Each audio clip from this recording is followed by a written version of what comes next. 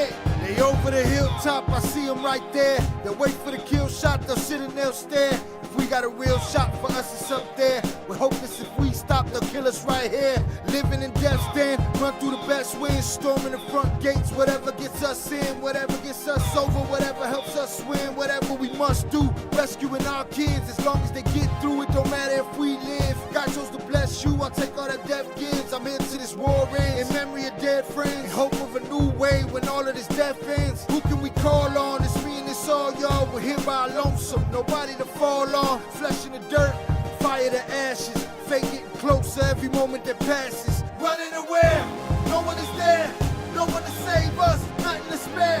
How can I change what? We landed here, it's not the same sun, this is despair. One of us came up, none of us cared. They want to change up, life isn't fair. It's how we made, huh? Now you aware. It's why you fear us, this why you scared. Show me a safe place, does it exist? It must be a wasteland where nobody lives, that nobody knows of, where nobody's been.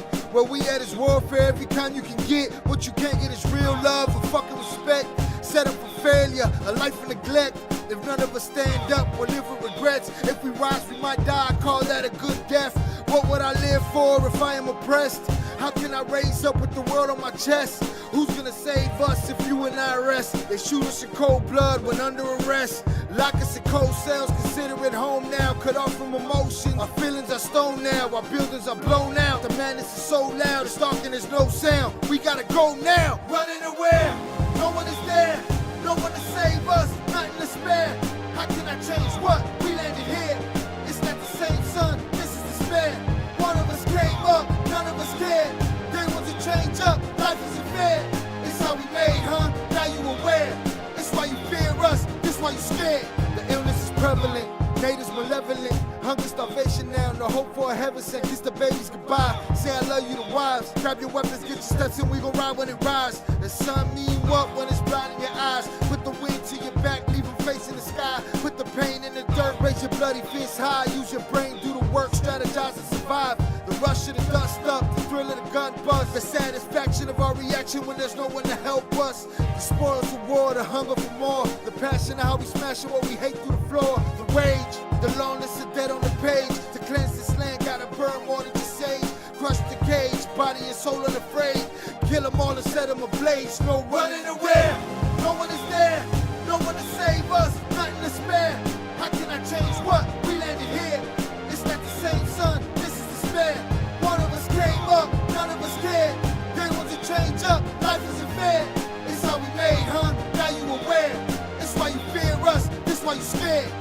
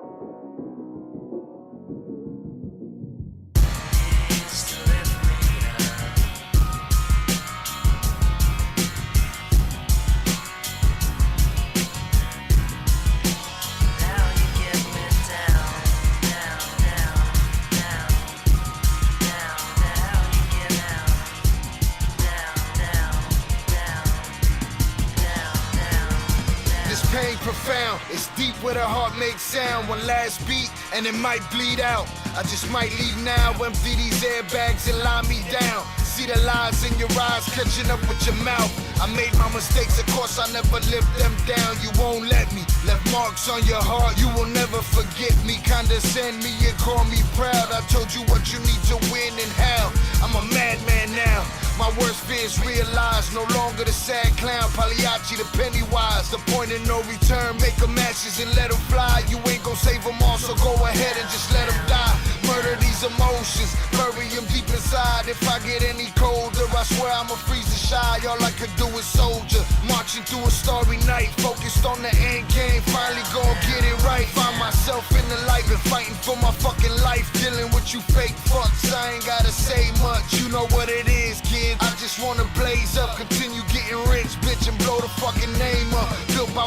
came from, pushed by what I've been through. You deferred my dreams, the reason I resent you. It don't make no sense, you pretend I don't offend you. I'm everything you hate, but if you walked a mile in these shoes, you finally understand why it's not in me to respect you. We come from different fabric, different madness, different venue. We lost our common ground, the bond just wasn't sound. The objective was to come up, and now you bring me down. Now you bring me down.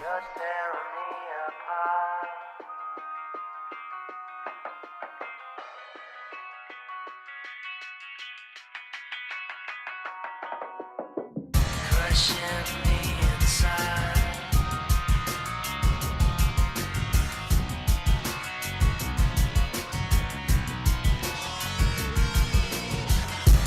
Needs to lift me up.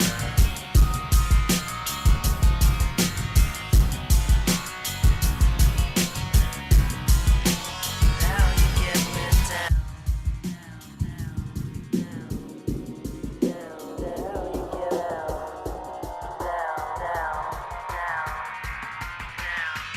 Cold stares and crooked smiles for what seemed a million miles. Every demon that I let in is out to hunt me down. Burn this jungle up around me, leave the ashes on the ground. Scorched earth, cursed birth, body bags of 4 pounds. This is what we left with, why else would we be desperate? Gunning for each other's heads, wishing everybody dead. Fight the reaper often, but he will never soften. Relentless with his methods, he will put you in a coffin. My mind isn't earned, cause I've already burned. Drowned in the dark matter, mirror shattered, I've learned. You won't take what I've earned, never break what I create. Cause I have made the sacrifices you're afraid to make. My fear is lost potential, being anything but great. Succumbing to the suckers, to the leeches and the hate. Politicians with their speeches in these streets cannot debate. Punch your ballots with these bullets and you'll run and seal your fate. Democracy's a mockery, only the strongest stay. The weak will fade away, and us will see another day. No matter what another motherfucker has to say, I will never let you hold me in one place. Your problems are your own, it's personal, emotions overblown. Living separate visions, conscious overthrown. I trust none of you bastards, I'm safest when I'm alone. It's sad, I understand it's how it is out on this road. To take a gorilla's grip to hold on to your soul.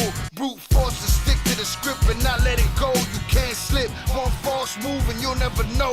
Had you gotten up how far you go, how far you go.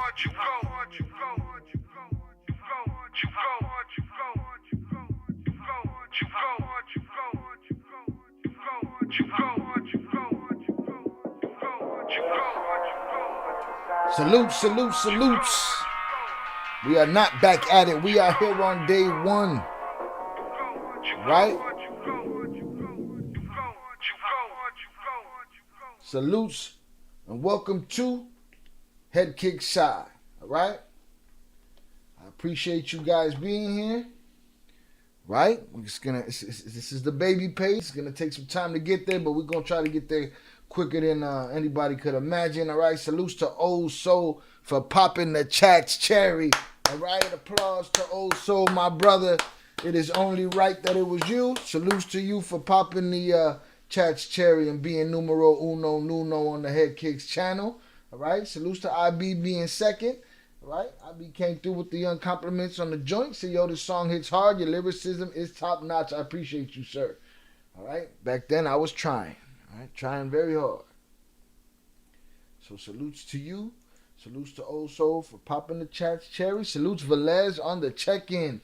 Velez, we are here to talk our shit. All right, we not gonna even wait. We gonna keep going. If they missed out, they just gonna have to replay, gang. It is what it is. All right. On this channel, there are much less ways to support the channel on a housekeeping level because we are not monetized on this channel.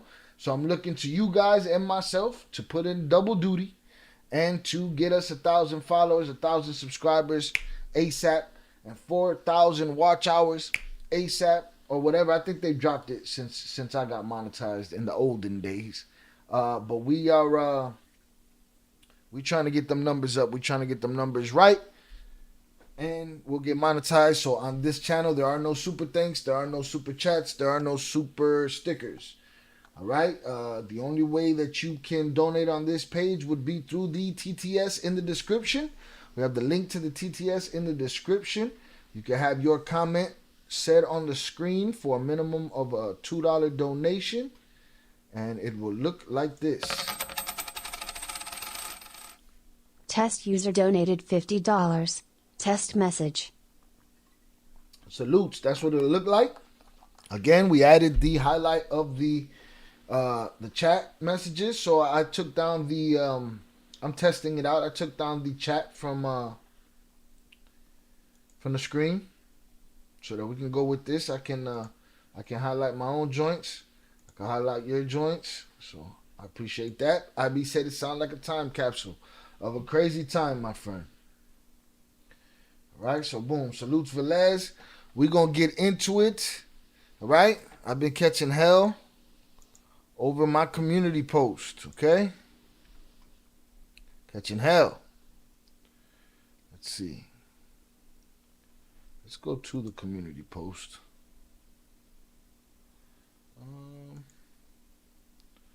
Here we go. All right, so since the fight went down, salutes Rilo on the check-in. Since the fight went down,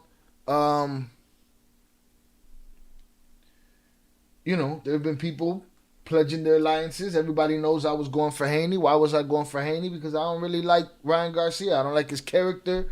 I don't like him as a human being. Does he have boxing skills? Yes. Are there better fighters out there than him? Yes. I think we saw that in the Gervonta fight. So salutes Rilo with the like and subscribe. I agree, sir. I agree. I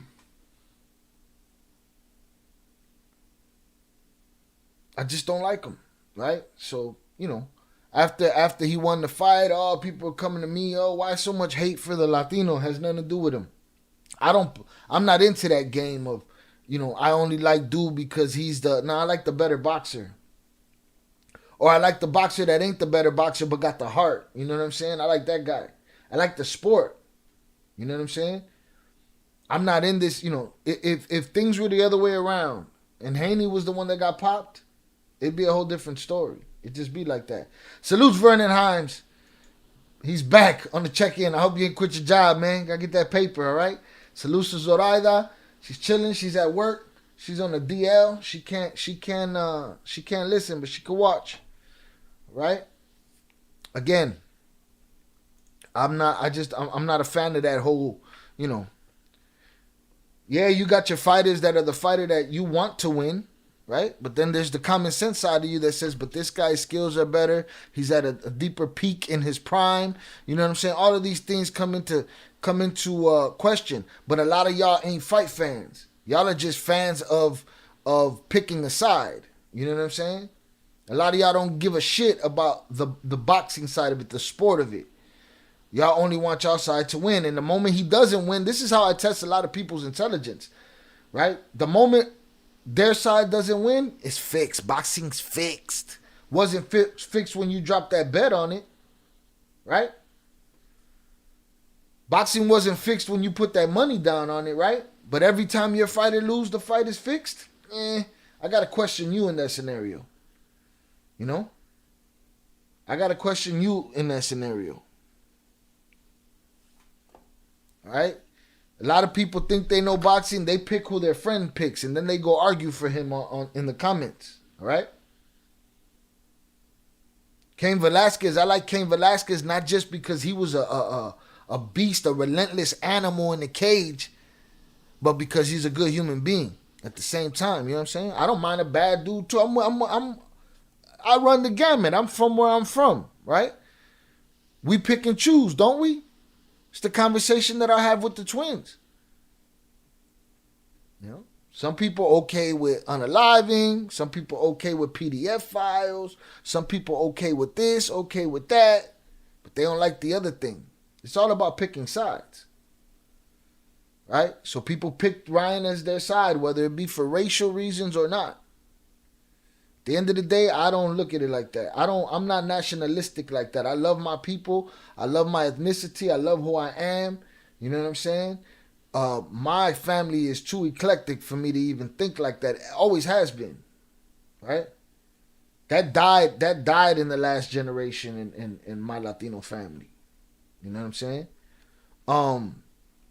So I don't think like that. A lot of people brought that to my attention. I'm like, if I was a Ryan fan, you wouldn't be saying this. But you only want me to be a Ryan fan because we could have had the same last name, Garcia.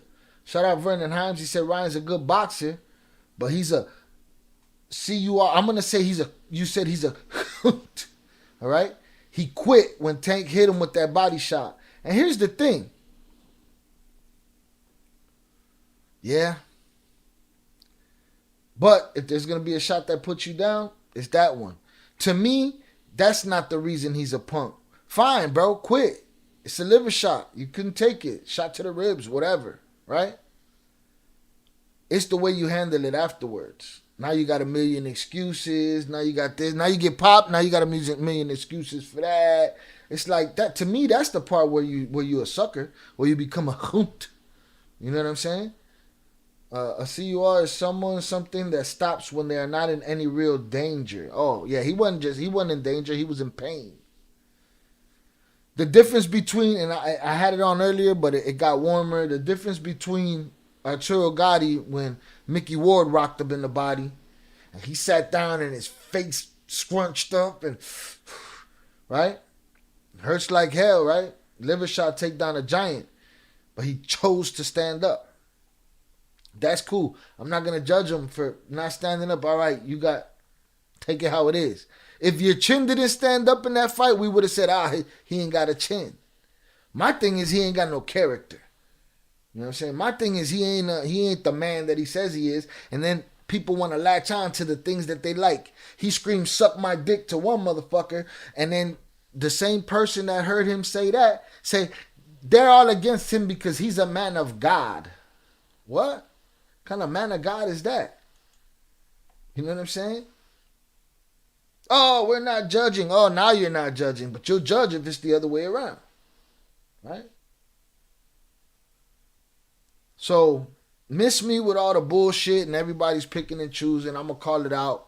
I don't give a fuck, you know? The moment that the story popped up, now we haven't had a chance to talk about it since the fight. You know what I'm saying? I already thought he had cheated. Right? He missed weight on purpose, man. That's fucking cheating. Oh, it's part of the game. Yes. That's a flaw in the system. Because you should be disqualified if you don't make weight, especially in a championship fight. They say, but Haney took the money. The system's built that way. What is he going to do? Ruin the promotion? You people are disingenuous. You're disingenuous, right? Garcia's a beast. I don't know what the rest of that sentence was, and that's cool. You could be a fan of him. You know what I'm saying? A fan of him as a fighter or however you want to be a fan of him.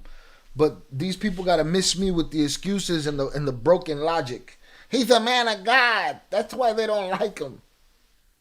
But he came on here and he said, oh, they were opening kids' booty holes. Ain't that what he said?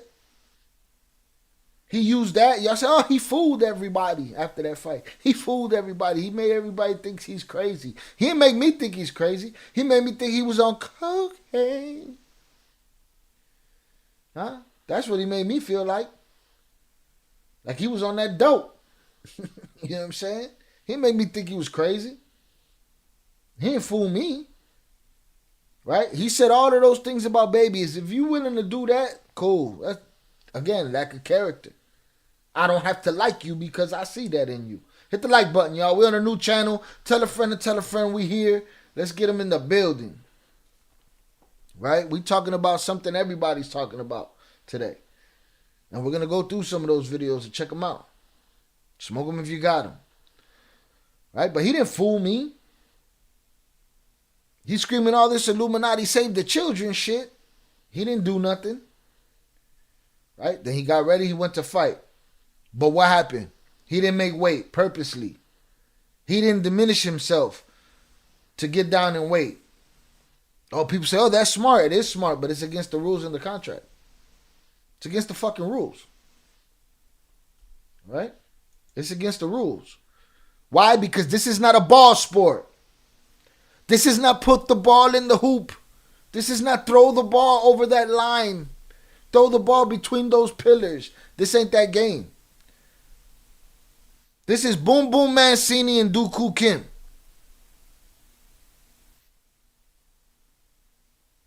This is Pritchard. This is a life or death game. People die in that ring. That's why there's rules. That's why there's weight classes. Not just to suffice belts. Yeah, did they add a bunch of weight classes just to suffice belts? Yeah. But the reality is that there's a dude that outweighs you by a whole lot that's willing to suck down to nothing. Because that's kind of cheating too, right? But again, it's the system.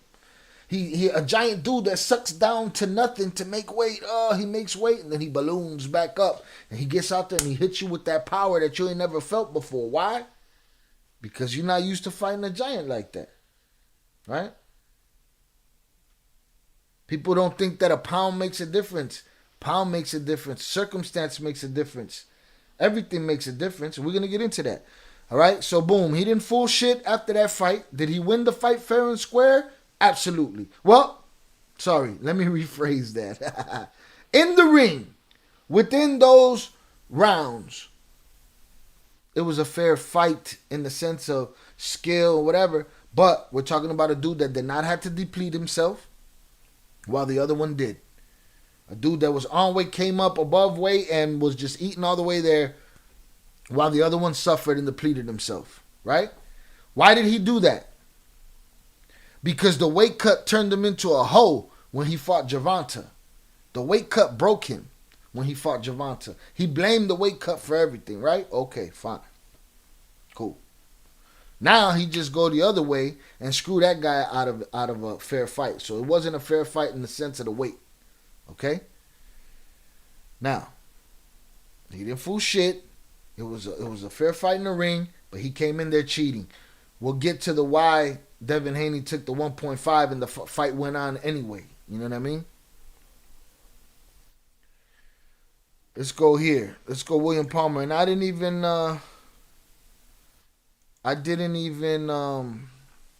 argue with William Palmer because I was busy.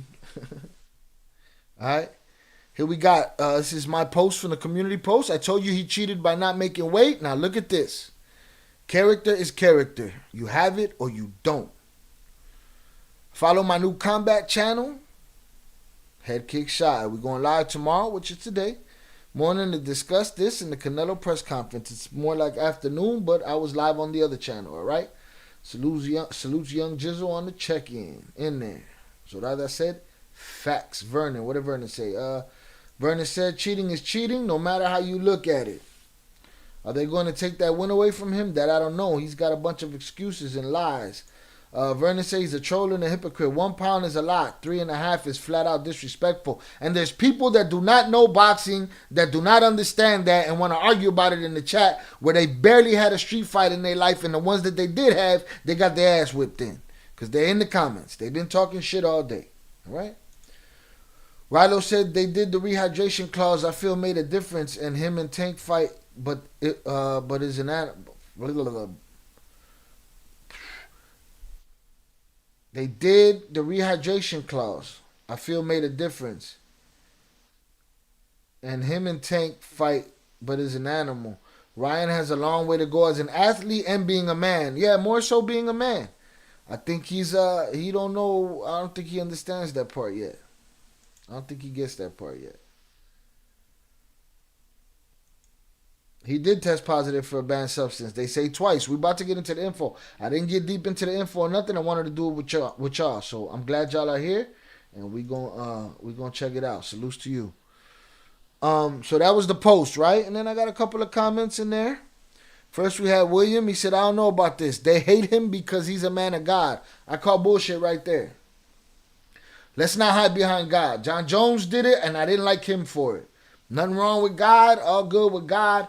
Don't hide behind him when you're a fuck up. Okay? Period. And all you people of God, do not allow him to do that. Right? Because that tells me something about you. That you'll do whatever the fuck you want and then hide behind God too. I ain't with the shit. You know what I'm saying? He's yelling SMD at 1 minute, inviting men to his penis, and the next minute he's a man of God. He's utilizing kids. He lies, manipulates people, right? Supposedly he got everybody right. Y'all proud of him in the name of God. Get the fuck out of here with that. God ain't got shit to do with boxing. Right? Who remembers that he called out the elite pedos? Where? Where did he call them out? What did he do? He called them out. He said a bunch of shit, got a bunch of headlines, but what? What did he do? He went and he fought his fight. He ain't saved nobody. Oh, I'm going to put out this information on y'all if y'all do this. Shut the fuck up and put the information out. I don't want to hear you otherwise. All right? Then he says, elite pedos, boxing is so corrupt. If he failed, they would have known before the fight. I'm a truck driver. I get swabbed. Bullshit. I'm calling bullshit right there too. Right? Because VADA, USADA, all of them, sometimes they know before the fight. People get pulled. Sometimes they do not find out till after the fight. It's a common occurrence in mixed martial arts. It's been happening forever. Y'all don't know what the fuck you talking about. All right? Happens all the time. I get swabbed in urine and they know hours of my test. Okay, that's cool.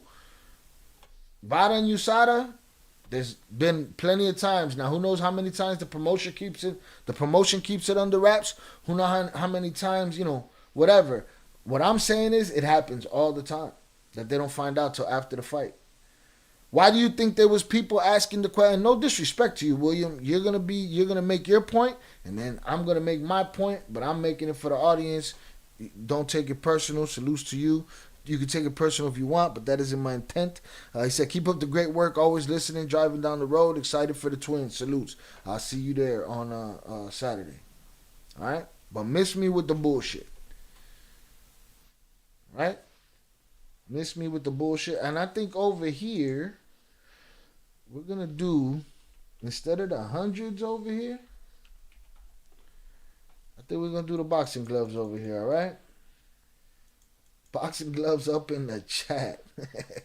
Salutes. Right? So miss me with that one. Okay? It does happen. They do find out after the fight. Now, what I'm hearing is that they knew before the fight. Well, if they knew before the fight, then that means everybody chose to overlook it, right? Boom. Salutes to Adrian Torres. Subscribe to Headkickschi. Now we got Mob Hit. All right? Mob Hit. This guy right here. Mob Hit 773. Right? Chicago made. Sub to the channel. He's going to show y'all folks Chicago culture. Right? Cool. We got 2 videos from 4 years ago. He said, 3 pounds. He beat the brakes off Haney. It's over. Of course. To you it is. You was rooting for fucking Ryan Garcia.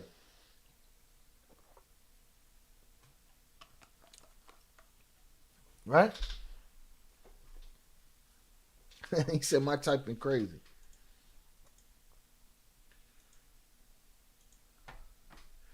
Three pounds. He beat the brakes off Haney. It's over. Of course you're gonna say that. Because you don't give a fuck about boxing. You don't give a fuck about people's careers, what their records should look like, how their records lead to them getting more money. Right? How judges put their shit in jeopardy. How other fighters that are testing positive on VADA tests and USADA tests. You know what I'm saying? Of course you don't care. You don't give a shit. You don't know shit about boxing. You just want to see a fight. He went, and then the person that wins, you're like, yeah, it's my guy. I don't care if he's cheating. I don't give a fuck if he's cheating. It was only 3 pounds. He beat the brakes off Haney. It's over. Right? Because you said so? Doubt it. My response to him was what? 3 pounds don't count? What you don't know, Mr. Mob Hit, what you don't know about boxing is that 3 pounds makes a lot of difference. How much pressure does it take to knock a man down? Huh? Google that. Mob Hit. Hit me back. How much pressure does it take on the chin? Huh? How many pounds of pressure does it take to knock a man out if you hit him right above the ear? Huh? How many pounds of pressure does it take? You don't know what the fuck you're talking about. I said 3 pounds don't count. Why weigh in at all then? What's the point of weigh-ins if we're just not going to make them? If you're going to not cut weight on purpose. Huh?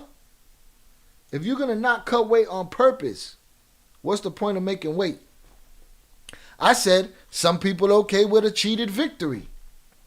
It's okay to just say that, Mr. Mob Hit. You don't give a shit that he cheated. Say it. Then he came back to me. He said, Shy, who got dropped 3 times? See, at this point, there's never enough evidence for this guy, right? Because he don't acknowledge what you said. He only says some other shit, right? He says, Shy, who got dropped 3 times? Ryan will beat Haney again. Let me tell you who got dropped 3 times. You ready? The guy that depleted himself and made the contracted weight to challenge or to defend a championship belt, that's the guy that got knocked down 3 times.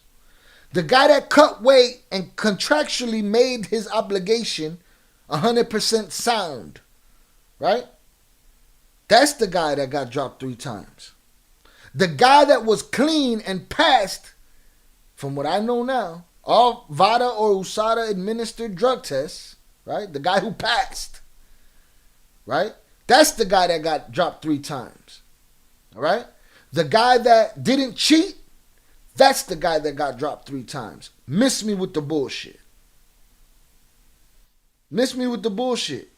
That type of fake shit just shows your character. That's fake shit, all right? Shy, who got dropped 3 times? Ryan will beat Haney again. And I said, we not having the same conversation. And I was done. I was done having the conversation because there's some people I don't have time to argue with when they don't know what the fuck they're talking about. All right? Velez, salutes to Velez. Velez said, dude's tripping.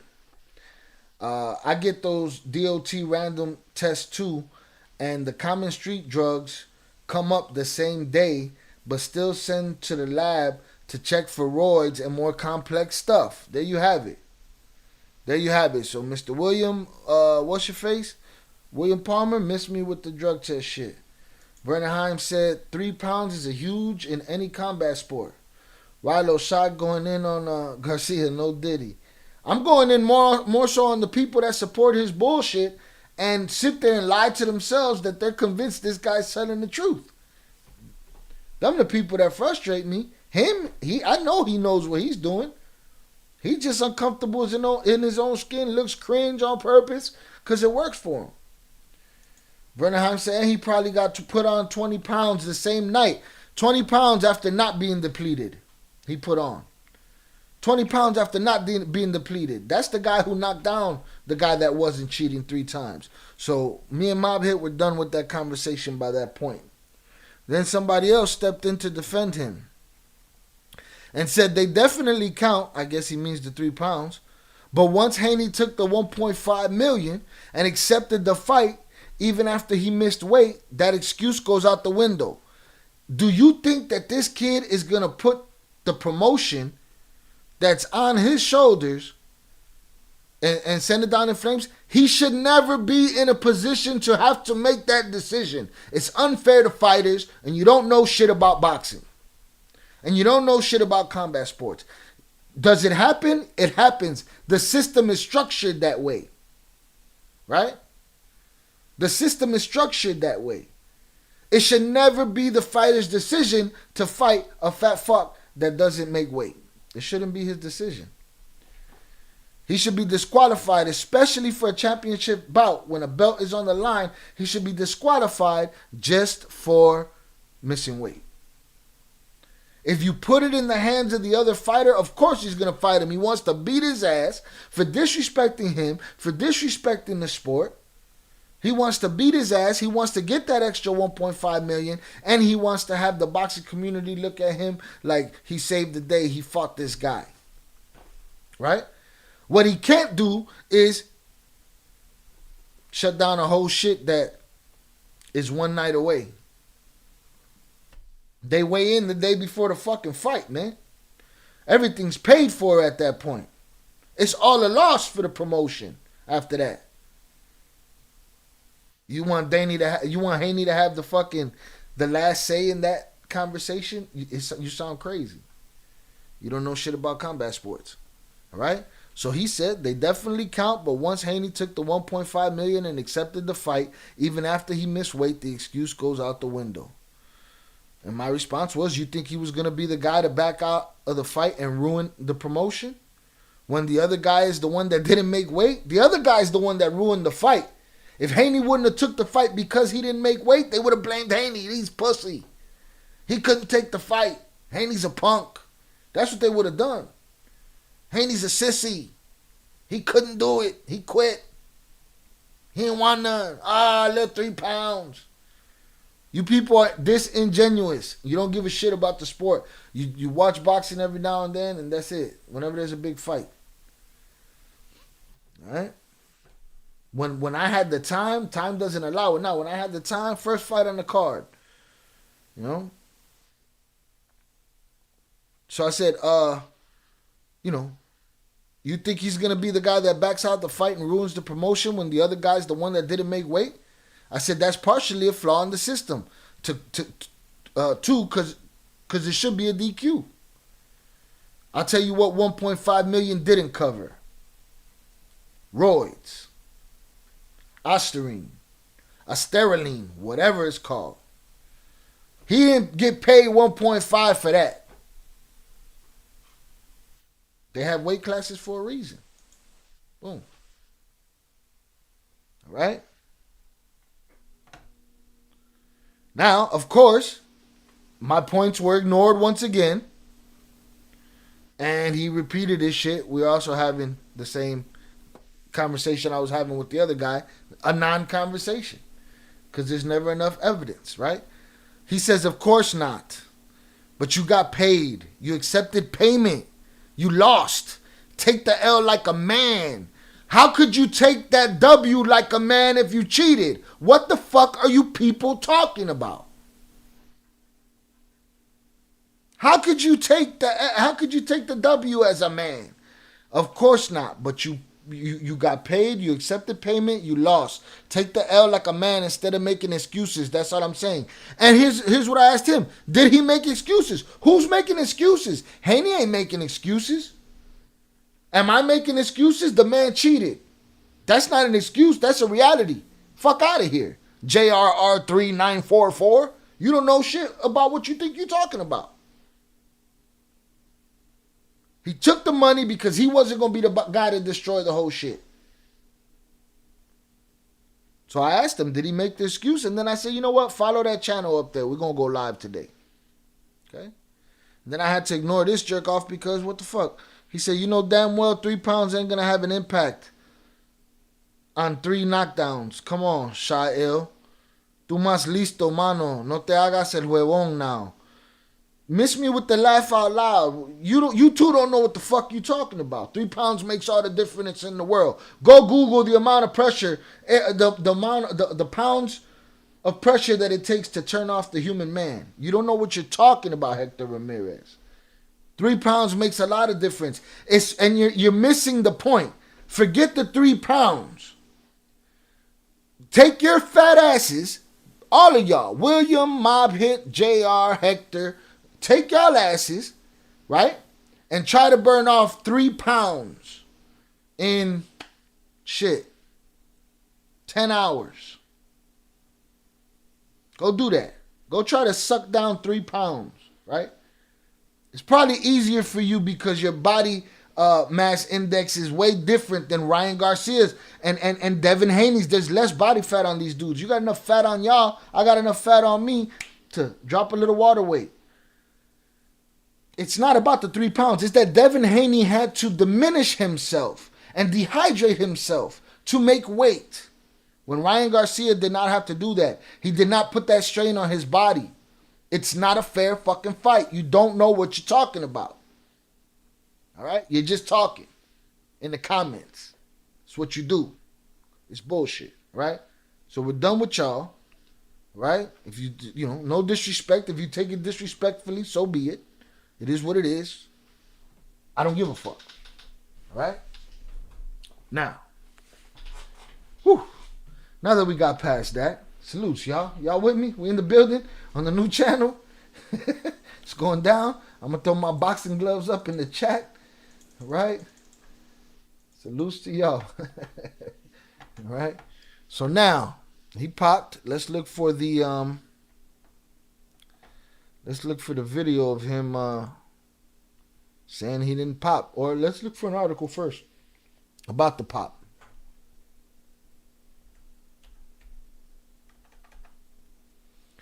Or you know what? There's a bunch of videos we could check out. Everybody did a video today. Let's see. That's the pressure. We'll get to that in a bit.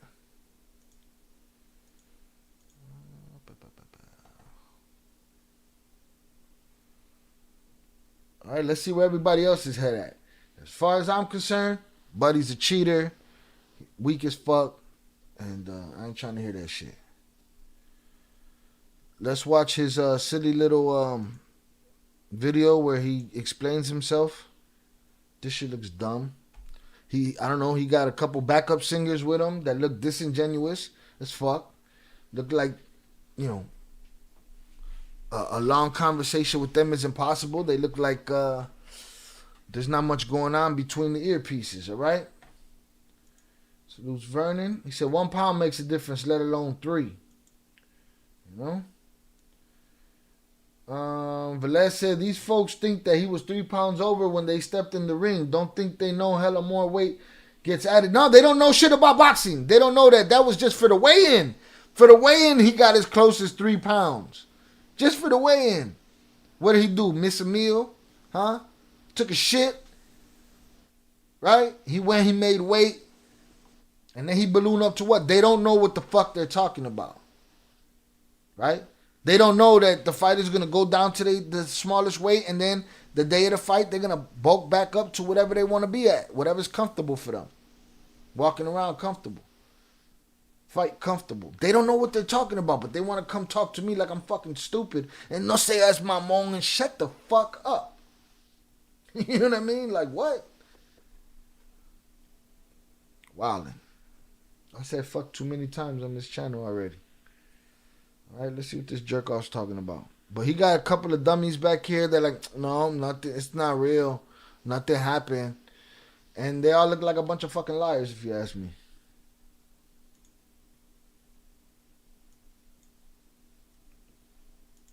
I came on here to address this bull shit.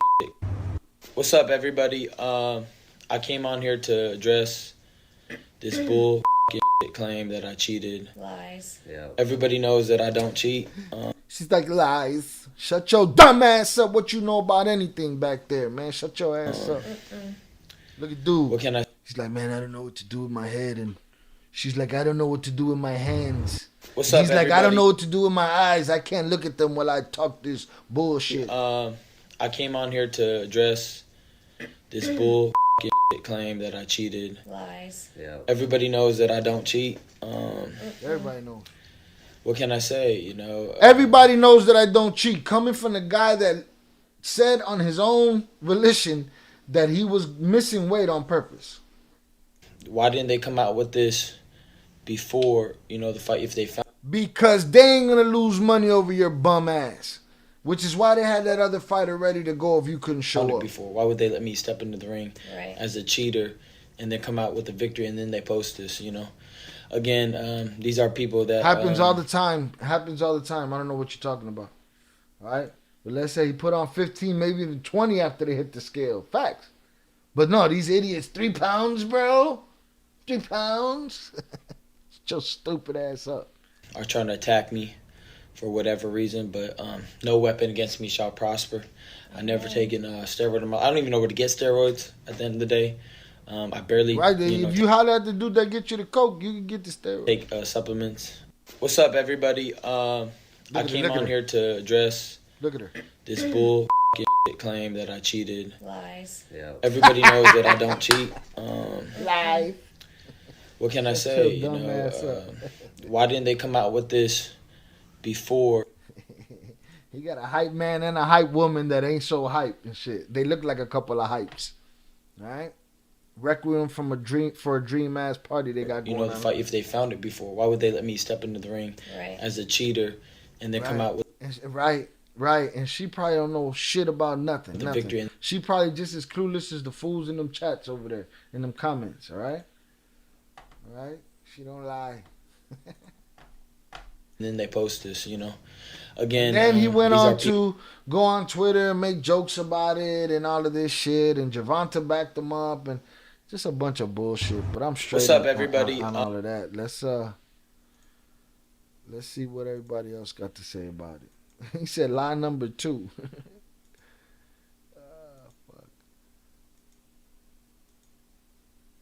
Wait, is it this one? Yeah, it is. Let's see what Showbliz the adult has to say.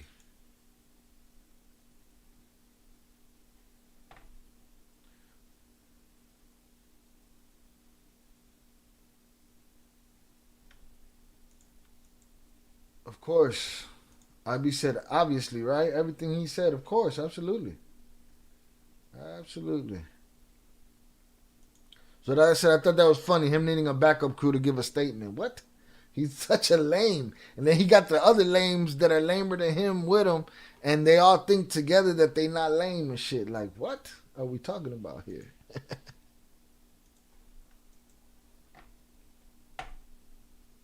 bull fucking shit claim that I cheated. Lies. Yeah. Everybody Lies. knows that I don't cheat. What can I say? You know, why didn't they come out with this before, you know, the fight? If they found it before, why would they let me step into the ring Right. as a cheater and then come out with the victory and then they post this, you know? Again, these are people that are trying to attack me for whatever reason, but no weapon against me shall prosper. I never taken steroid in my I don't even know where to get steroids at the end of the day. No weapon against him shall prosper, boy. They'd be hiding in the name of Jesus, boy. Barely, you know, take supplements. They're saying it's coming from the ashwagandha. That's fucking retarded. So, at the end Lies. of the day, big lies. I beat his ass. Fuck out of here. Everybody go to Warwick tonight. It's lit. And I was Let's with get this it. guy every single day. And I never ever saw Fuck Come on, dang! guys. Yeah, go to Warwick in the name of Jesus. Come on, guys. You know, I fucked them up. They're saying it's coming from the ashwagandha. That's fucking retarded.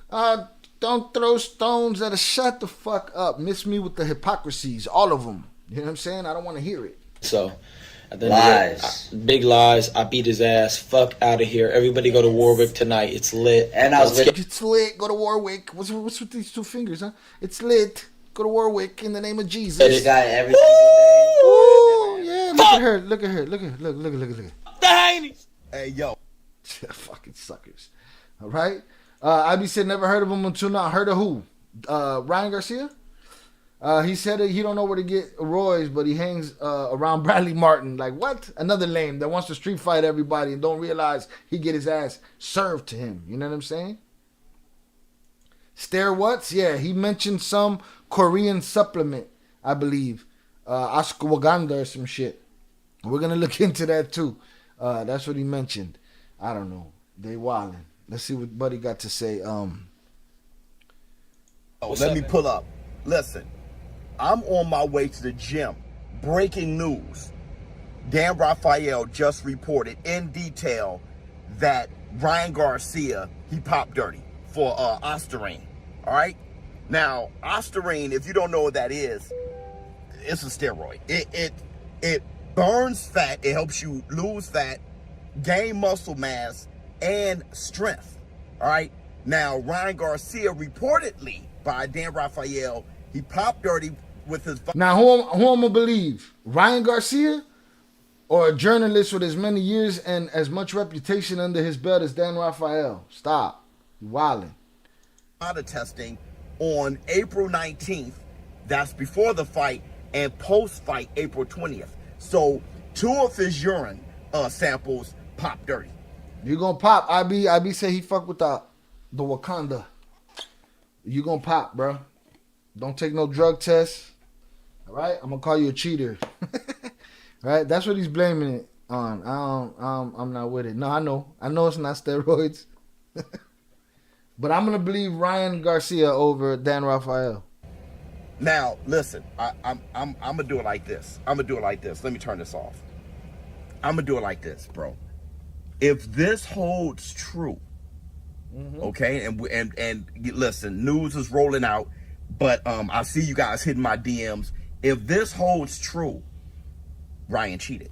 If Facts. this holds true, Ryan Facts. cheated. All right. If this holds true, Ryan cheated, bro. Facts. Okay, and I was already thinking. Now, first of all, in our Showbiz the Morning podcast, one of you were leaking this information saying breaking. Ryan Garcia popped dirty but we were letting it because it was just one, so we didn't say anything. We were going. If you guys look at my podcast in the comments in the live chat, somebody was saying it repeatedly, but I'm like, you know. Another thing is, listen, I'm leaning towards this being. And don't get it fucked up. If Devin Haney did all of the shit that Ryan Garcia did, I'd be talking the same shit about Haney, man. I'd be talking the same shit about him. Character's character. If you ain't got it, you ain't got it. True. As of right now, I'm leaning towards this being true. As of right now, I'm leaning towards that because I'm reaching out to my sources and nobody has responded yet. When they get quiet, or maybe they're trying to find out like me. If this holds, and you know, for some reason, it's not. I shouldn't do this, but for some reason, man, I'm like, yo, Bane, bro. It's not funny. It's not funny, but I'm looking at how swole Bane is. I'm like, Bane is. You start wanting to point the finger and stuff like that. Listen, I'm pretty sure Ryan Garcia is going to say that he's innocent. Of course. I wonder what he can prove. Okay, but as of right now, if you look at the fight, every time he opened up, he hurt Devin, the American Dream Haney. Now, either his chin is shitty or Ryan Garcia was on that shit. Every time he opened up, he hurt him. Who got knocked down 3 times, Shy? Who got knocked down 3 times, Shy? The guy that wasn't on the gear. The guy that wasn't on roids, motherfucker. What are you even saying? Do you even make sense to yourself? Make sense to yourself. Who got knocked down 3 times? The smarter guy that wasn't on roids and did cut weight? That's the guy that got knocked down 3 times. Another thing, Ryan Garcia did burn out early. And I said that like, man, that wasn't the best Ryan Garcia. He burnt out early. I never seen him burn out early. So these are all characteristics. Now I'm saying right now this is all new. Okay? So I'm not sure Dan Rafael, I don't think he's speculating. I think this is sources are telling him and he's not going to say it, okay? Because when it comes, listen, I am without words, bro. I am without, but his brand is on the line. His word is on the line. I know he definitely don't want to ruin that. So I think he's being told this, but we're going to get more information as the night roll on. I'm going to try to hit the gym, and I'm going to think about this. They're trying to take away his victory. They could have done it right there. Judges got close. Didn't somebody score the draw? It was no draw. Vernon Heim said they should take the win away from him. Well, why didn't they do it that day? Oh, he took the 1.5 million. You people don't know what you're it's just 3 pounds. You don't know what you're talking about. You don't know what you're talking about. Boom. One thing about you, Shy, you keep it 100. I try too, man. While everybody else is just hiding behind bullshit. Like, I don't give a shit who it is. It is what it is. Wow. We have some videos to do tomorrow. I got to reach out to Ryan, but knowing Ryan. And on this channel, you could expect more reactions like this one, where I just go live instantly from my phone to talk about something that's breaking at the moment because I don't have time to either get to the setup or whatever it is. It'll be like that. Ryan more than likely won't talk to me. He got more important things to talk about. Oh, yeah, he got to talk to lawyers. Being on juice and 3 pounds over is very dangerous. Very dangerous. Very dangerous. But everybody, look, it's just 3 pounds, Shy. Shut up, man. Go watch a ball sport. Okay? Go watch a ball sport. Get out of combat sports. So I'll let you know when I hear anything. But let me know how you feel in the comments below. Showbiz Lado, if this is true. If this is true, he cheated. I'm out. Huh. That's a fact, Vernon. People have died in that ring. You know? People could die in that ring. People have died in that ring. I'm with Showbiz, the adult. I'm gonna make sure I tag him in this. We just watched his video. Throw his handle in the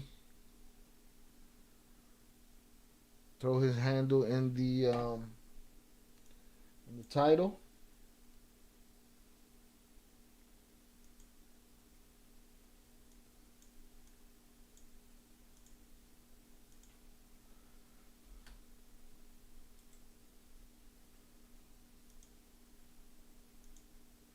Boom.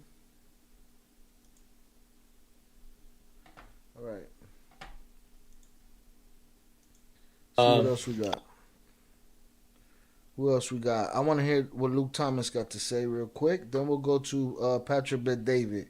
He's probably sold easier on the bullshit than I am.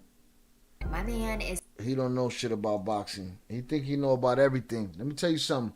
I'll be watching the Patrick Bet-David videos, but you know who crushed him? Dame Dash. Dame Dash called him on his, that guy will sit there and you'll think he's giving you some slick shit that he got information, and he just compiled all the TikToks that he's seen, and he brings them to your attention. And he tried to corner Dame Dash, and he wanted Dame Dash to talk about conspiracies on Rihanna, that Jay had something done to her, but he didn't have the balls to get it out of his mouth, and Dame knew it, so Dame kept asking him. It happened. I synced it. But Les said, take the win away and take his bag. Yo. We'll see what happens. He put no effort to even make weight. Dude's a fraud. He's definitely a fraud. He's a waste of a talented boxer. Really. You know what I'm saying? Dude's a fraud with his insurance company. Facts. Let me see. Let's see what Luke Thomas got to say. Luke Thomas, veteran MMA journalist. Girls, hello everyone. My name is Luke Thomas. Welcome. Okay, so I'm actually in my hotel in Las Vegas. I'm normally at home and able to break this down in my office, but I am actually on the ground. I was at the Canelo and Jaime Munguia presser today. Yes, I saw all the fireworks between Canelo and obviously Oscar Delahoya, but we're not here to talk about that. Breaking news, this comes to us from Dan Rayfield. Dan Rayfield has his own Substack, but formerly of ESPN, USA Today. A very reliable reporter, by the way. He was on my flight out to here. We fist bumped. Shouts to Big Dan. Here it is. I'm going to put the tweets on the screen as I read this to you. Again, I'm trying to put this all together in my hotel room. Breaking, Dan Rayfield writes, per multiple sources with knowledge of the results, Ryan Garcia tested positive for the banned PED Ostarine in a VADA test, that's the Voluntary Anti-Doping Association, related to the Haney fight. Okay, so this is bad. A lot to get to, but let me finish up what he writes. He says again, Garcia positive tests per source with direct knowledge, failed for Ostarine in 2 urine results on April 19th, which will be the day before the fight, and then post-fight April 20th, so again, the day of the fight, which is after the fight itself. Here's April another 19th thing. sample. Here's another thing. Everybody keeps saying, but they knew. They're saying he failed the test on those days, the day before, and they're not saying they got the result that day. They're saying he failed those tests that day. You people are dumb. You don't know what you're talking about. Also from the VADA letter, quote, screened positive but was not confirmed for 19 norandrosterone. I'm sure I'm saying that compound totally wrong, but it is nandrolone, I believe. Pending IRMS analysis currently being run. So by the way, not only did he pop positive for one. According to Ryan and his father, he was drinking apple juice or some bullshit on the scale. I just think he's a jerk off, and the people that give him too much credit. If you're a fan of his as a boxer, I don't judge you for that.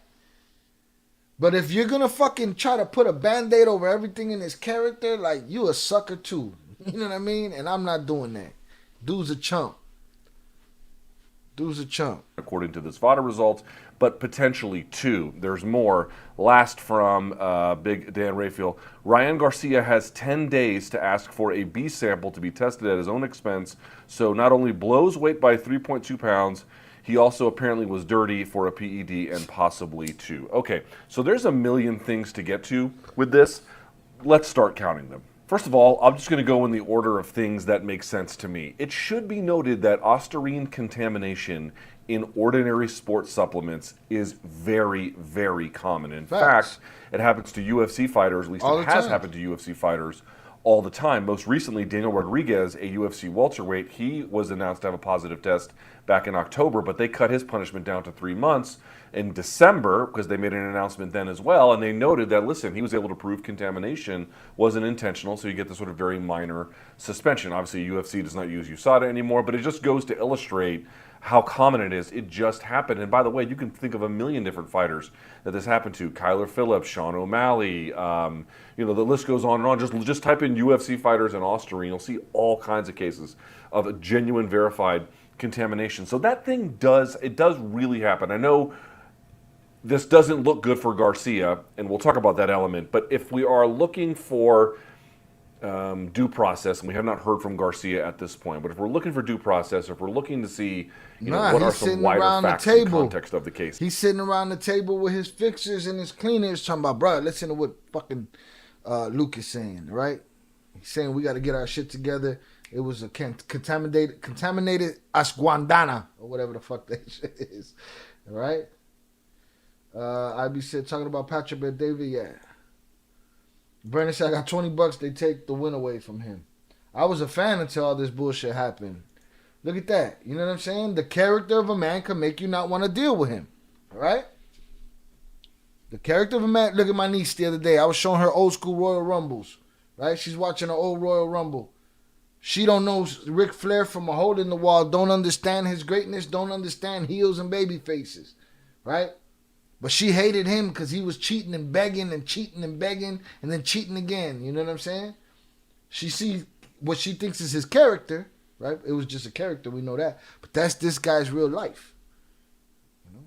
So you got people like Vernon who were fans until he started doing the funny business. And here's the thing. If you do all the funny business, you got to win. And you can't win by cheating. And you can't win by getting popped on roids. You know what I'm saying? You can't win. And if it's tainted supplements, then why ain't Haney? Like, it's all bullshit to me, man. There's always going to be an excuse. People going to hide him behind Jesus. I'm straight on all that. Is it true that ostarine contamination among combat sports athletes who end up working with anti-doping agencies, is it true that they relatively routinely run into ostarine contamination? The answer is very much yes, that they do. So, worth considering. Okay, so now you might also be asking, what is ostarine? I'm no chemist. This is not my area of expertise. I encourage you to look up any potentially valuable source you can find on the internet, but a basic idea would be to look at ostarine. So it's how convenient is it for fighters that, it just happens to be this thing that breaks down, fat and turns it to bulking muscle and all this bullshit. You know what I mean? It's a selective androgen receptor modulator. And so it's a whole class of compounds, but the idea would be that it can certainly help with recovery, it can help with muscle growth. I mean, there's a lot of things that it can do, and this is pharmaceutical grade stuff. Now that second thing he had, iPhone 15 in a mouse case. 3, 2, 1. has allegedly popped for, which is awaiting further testing.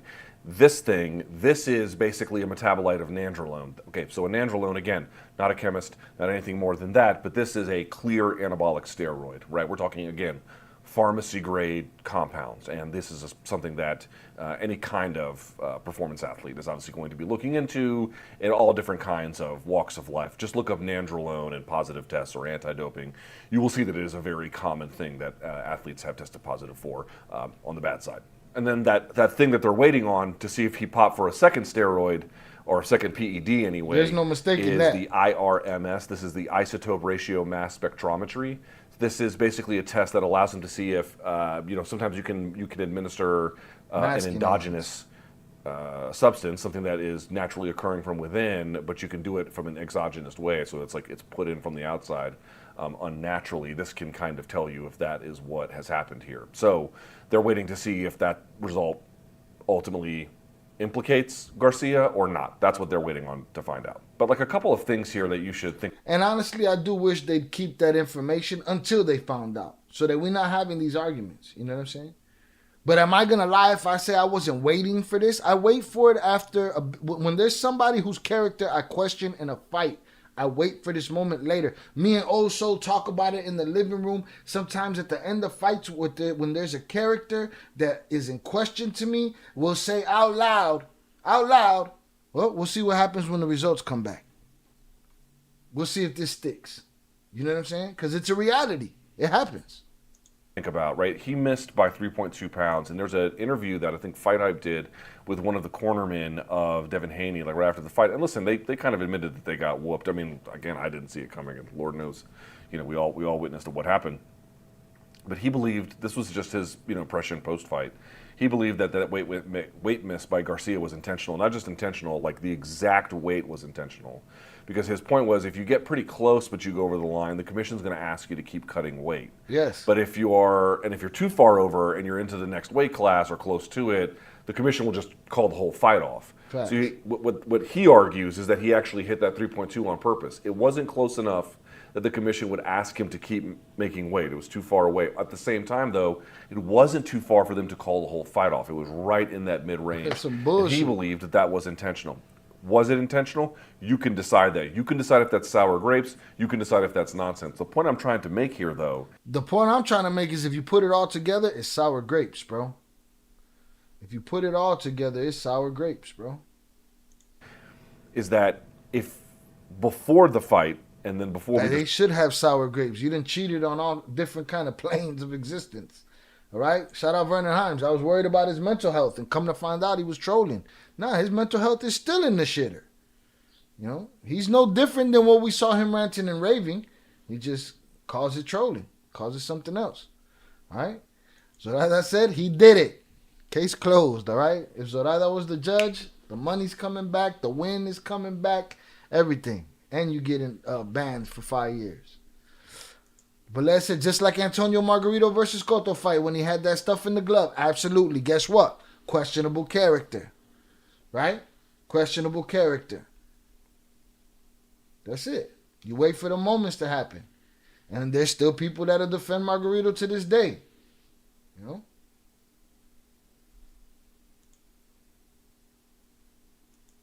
Yeah, they wanted that money. When was the last time that you heard the commission knock down a big fight or the promotion? Not happening. Discovered certainly this possibility. Like here's what I'm trying to help you understand. If in fact he took PEDs, now that's an if, but if he did, you have to review the weight miss now as something more than unintentional negligence. Like any presumption of innocence that he could have before the fight, I think you now remove that. That is not, again, you're removing the presumption of innocence. You're not removing the innocence per se. We don't know what the facts are. We're just getting this information now. But like if there was an automatic, that sounds plausible, but it also sounds conspiratorial, the weight miss, let's just sort of assume that he just didn't get it right. You lose that, in my judgment. You lose that. You can't commit this cascade of what appears to be errors. Yeah, a whole bunch of which are entirely self-inflicted. A whole bunch of, he just thought he was a brainiac. Watch this, I could cheat all these different ways. Why do you think nobody else do it? Because you're risking your career doing that shit. And you're risking other people's lives, man. All right?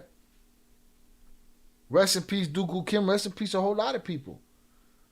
Look at how Gerald McClellan's life ended up. Like, what are we talking about here? This is a life or death game. It's very dangerous. 3 pounds, 20 pounds, all of that shit makes a difference. The cheating makes a difference. These rules are in place for a reason. Presuming that this anti-doping violation proves lasting, they're all self-inflicted. No one did any of those things ostensibly to him. So there is a real question about to what extent were these things. Again, like, did you miss weight and you happen to take contaminated supplements? That's plausible. I don't know how likely it is, but it's certainly plausible. But how did he have if time you- for all of that while he was getting dragged through the woods, watching them do whatever they were doing to kids? Vernon Hines said, "Karma end up getting you every time." You know, but how'd you have time for all this when the Illuminati was dragging you around, showing you what they're doing to the children that you wanted to save and rescue in Jesus' name, while you scream SMD at Timothy Bradley? You know what I'm saying?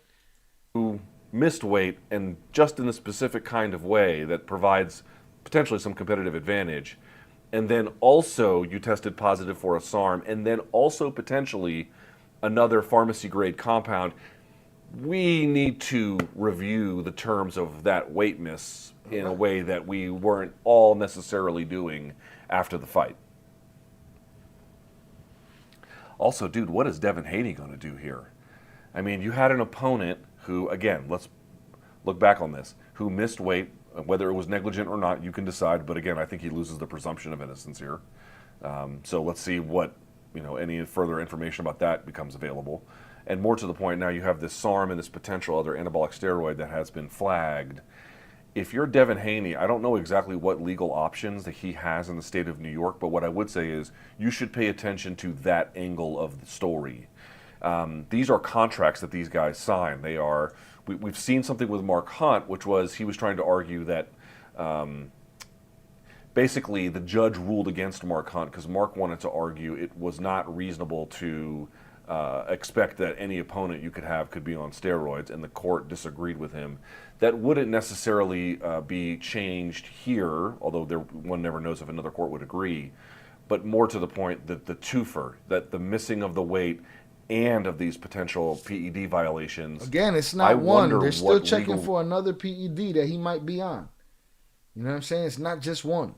Recourse through the commission or potentially otherwise he might have to say that this guy was totally in breach of contract and caused enormous physical damage as a consequence. That will be a story to potentially, or an angle of the story certainly, to potentially follow, no doubt about it. And last but not least, I mean, there's a question about what this does to Ryan Garcia. You guys know my position on PEDs. I don't think they're great necessarily. The question is just what rules that the athletes have a say in helping craft, and ultimately what they want in the end. Like if there's a broad agreement that the fighters want anti-doping, I don't think I should stand in the way. But if they don't agree and they believe there should be some more protections for them, like you see in the other sports leagues, I don't think that's a bad thing either. Okay, neither here nor there.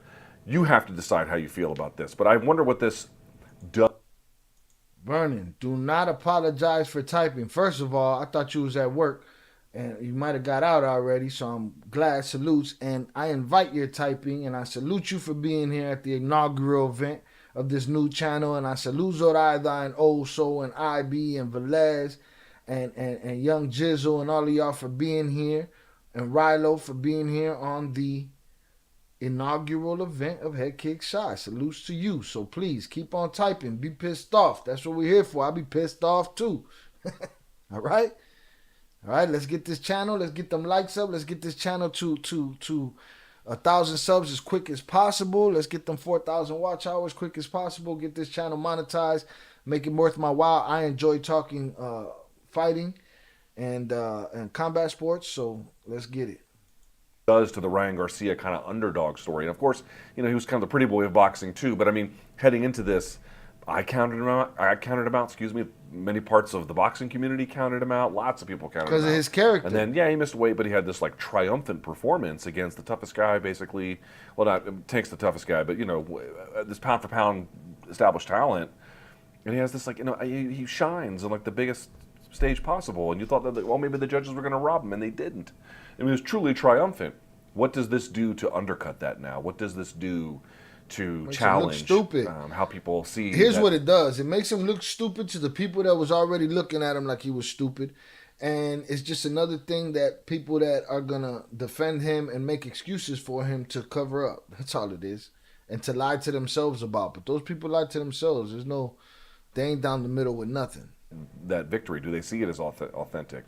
Do they now have more sympathy for Devin Haney? Like, There's a bunch of questions about what this does to image, what this does to the value of that victory, what this does to Ryan Garcia. Salutes. He secured the bag. Vernon secured the bag and jumped ship. Salutes to you, Vernon. Appreciate you. See his potential future. He still is just 25 years old. He's got a lot of time, but what could happen as a result of this?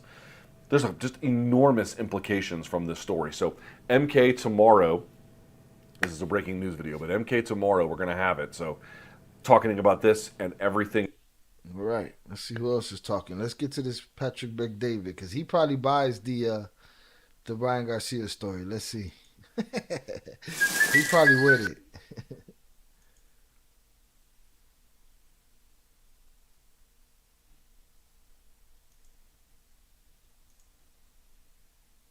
Boxer Ryan Garcia tests positive for banned substance. Okay, this came out last night out of nowhere.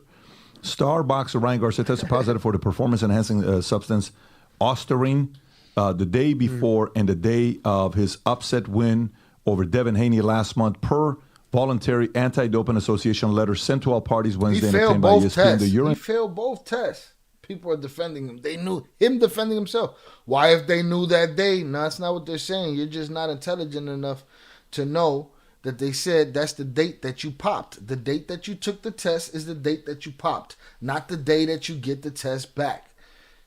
Do you people that support him do not realize how stupid he sounds when he says if they knew the day before and they knew the day of, why they let the fight go on? Because pendejo, that's the dates you failed, bro. You're not understanding, right? You're not that bright. Samples were collected prior to the fight, but the results weren't known until later. Garcia has 10 days to request that his B sample be tested. Garcia's A sample has screened positive for 19 norendrosterone, but its presence, it's unconfirmed until further lab analysis. Ostarine is a selective androgen receptor modulator that attaches to proteins in the body and effectively tells muscles to grow. It is used to aid performance by helping athletes build muscle mass and enhance their rate of fat loss, and also increase stamina and recovery. And this is what Ryan had to say right afterwards. Go for it. What's up, everybody? I came on here to address this bull fucking shit claim that I cheated. Lies. Yeah. Everybody knows that I don't cheat. What can I say? Why? Insert stupid right here, all right? For the rest of you people in the comments on the Shy Ill Reacts channel, and those that will be in the comments on the Headkickschi channel. For all you dum-dums, listen to this. Why didn't they come out with this before, the fight? If they found it before, why would they let me step into the ring as a cheater? And they didn't find it before. You saying they found it before, okay? You saying they found it before. they come out with the victory, and then they post this, Again, these are people. This ain't no different from any MMA fighter that popped his before fight and day of tests and gets popped off a couple weeks later. We wait for it. It's something we wait for. We don't hear nothing. We're like, okay, cool. Everything went well. This is a fact. You people you don't know what you're talking about. That are trying to attack me. All right. Salutes IB. He said ashwagandha is also known as Indian ginseng, so Patrick Bet-David going to defend him. Yeah, he probably got stake in that company. Vernon Heim said, I like Patrick Bet-David. He seems like a good guy. I felt the same way. I do feel the same way. I just feel like he's not as, how can I put it? He's not beyond everybody else in the sense where he don't just go get some TikTok shit and come bring it to the conversation. I saw Dame Dash shut him down. Maybe I'll do a breakdown of that, of how I seen it. I've also heard he's just a pyramid scheme guy like everybody else. Like on the internet, you can say what you want. You can make yourself a what's his face? The brothers that are going to, the Tate brothers, you know what I'm saying? So you can do whatever you want on the internet. I choose to, call bullshit. That's my shit. Brendan Heim said they let that fight happen because they didn't want to lose all that money. And not only that, they tested him that day and the day before. They didn't have those results yet. For whatever reason, but no weapon against me shall prosper. I never taken steroid. I don't even know where to get steroids at the end of the day. You know where there's babies being abused in the forest, right? But you don't know where to get steroids. I barely, take supplements. They're saying it's coming from the ashwagandha. That's fucking retarded. So, at the Lies. Big lie. He did make his money with a pyramid scheme. I think he actually made his money with a pyramid scheme. He did. Guys, I beat his ass. Fuck out of here. Everybody go to Warwick tonight. It's lit. And I was with this guy every I love how. Fuck the Heinies. Can you go to Twitter? Look at all these dick riders. Look at all these cool dick riders that the internet loves dick riding these lame fucks. The Aiden Rosses of the world, all of these guys, and call me the old head or whatever, but they just love it. They love it. They love it. Bunch of lame fucks. These guys are all fucked up as soon as the camera's off. Up tweets. I love him. Yeah. Ryan. The most. Also said facts. Dame broke him down because Dame recognizes BS when he sees it. That's it. I saw Dame. Dame had him. He kept trying to bring it up. He kept trying to tell Dame, these conspiracies on Aaliyah conspiracy. And Dame's like, say it. Say it. He won't say it. And I'm seeing him saying all of these conspiracies that I know and that I've seen in the same TikToks, but he's just beating around the bush and not saying it. Dame shut him down. It takes him a while to warm up, but then he says what's on his mind. By the way, and I mean, it's kind of weird before. And this guy, I don't know who he is, if they're brothers or what, but when you listen to him on another podcast, he's picked up his Patrick Bet-David's rhythm of speaking, the sound that he speaks in. He picked up all of it. As he's about to show up, it's weird. Like, they have the Pelosi tracker. Every time Nancy Pelosi touches a stock or she thought it automatically goes up. Right? It's weird. Well, what I'm saying is, like, think about this with him. Anybody that goes and says publicly they love Trump, notice how all of a sudden something bad happens to you, your career, your name. Man. It's so weird because, like, by the way, how pissed that's It's a Trump thing now. Now because of Trump now. This is why they're attacking innocent little Ryan Pendejo Garcias. Y'all people are fucking crazy, man. All right? Also said big facts. He is selling illusions now. Absolutely. Chucky said, finally found it. Salute. We here.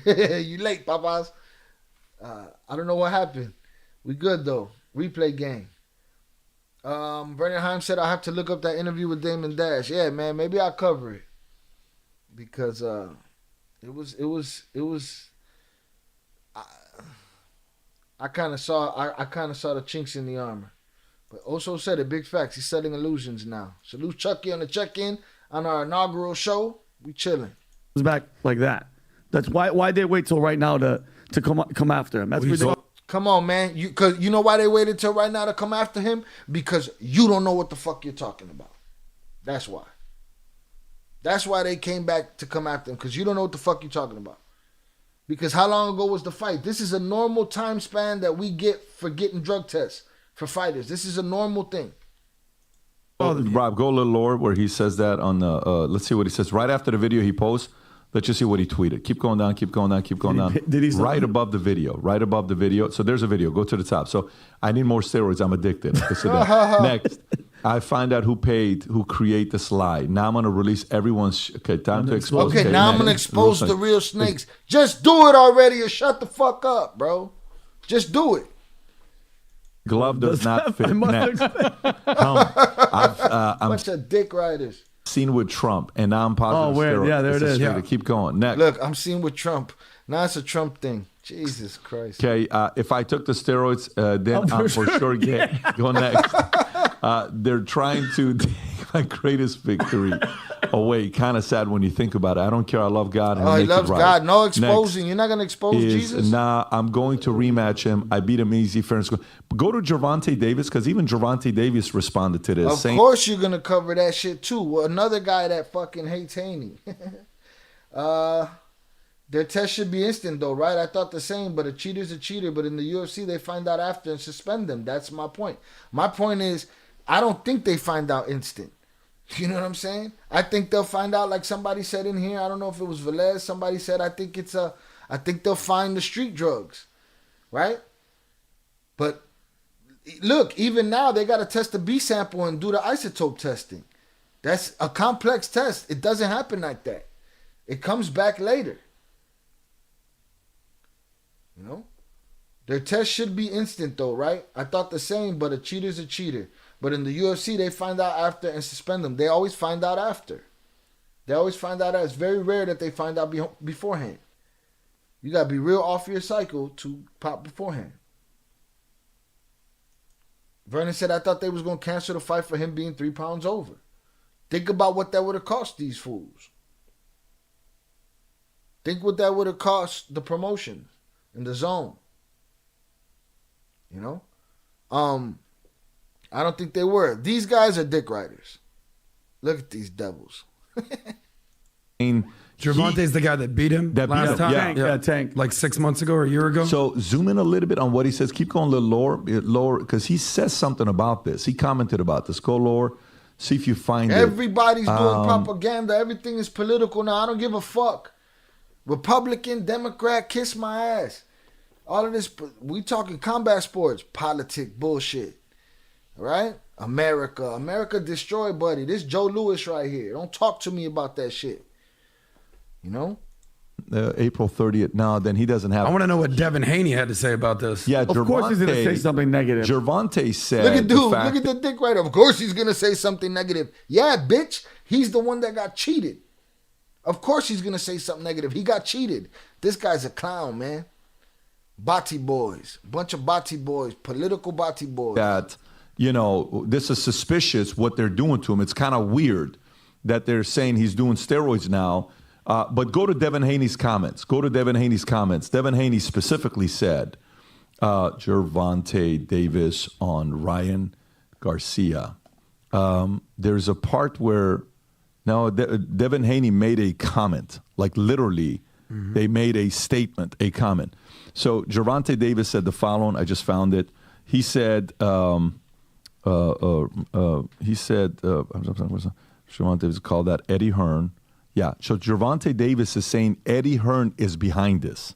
And remember, Eddie Hearn is the guy that Ryan Garcia's father went up to after the fight. After the fight, his father went up to him and did a bunch of sucker shit. Just like his son. Defend all that sucker shit. Have y'all seen it? When he walked past telling Eddie Hearn how much of a pussy Eddie Hearn was, and Eddie Hearn said, bitch, and dude was like, we're friends. Fuck out of here, man. All right? Chucky said it's a wrap. If he's convicted, plus he had at least 10 pounds of rehydration. It's a wrap. Plus he had at least 10 pounds. At least 10 pounds. We thinking 20 around here. And everybody's like, it was only 3 pounds. They don't know what they're talking about. Chucky, you missed us cussing motherfuckers out. Wait till you catch the replay. Leave your thoughts in the comments, please, when you catch the replay. Because these people don't know what the fuck they're talking about. And they want to argue with me in the comments about this fight. All right. IB said PBT even started dressing all casual because other dudes started copying his style. Never seen him in a t-shirt before. Yeah, he's giving a shit less and less every day. All right, but what Garcia's father did with Eddie Hearn, that was sucker shit. Shit. So in response to Ryan Garcia, Gervonta Davis came out swinging, expressing his support for Garcia and calling out repercussions against promoter Eddie Hearn. Davis took to social media to voice his outrage at the attempt to discredit Garcia's victory over Devin Haney. All right, well, guess what, Gervonta? And I'm a Gervonta fan. If it comes out that the boy was clean, cool. If it comes out that he was dirty, apologize to Eddie Hearn. Apologize to boxing.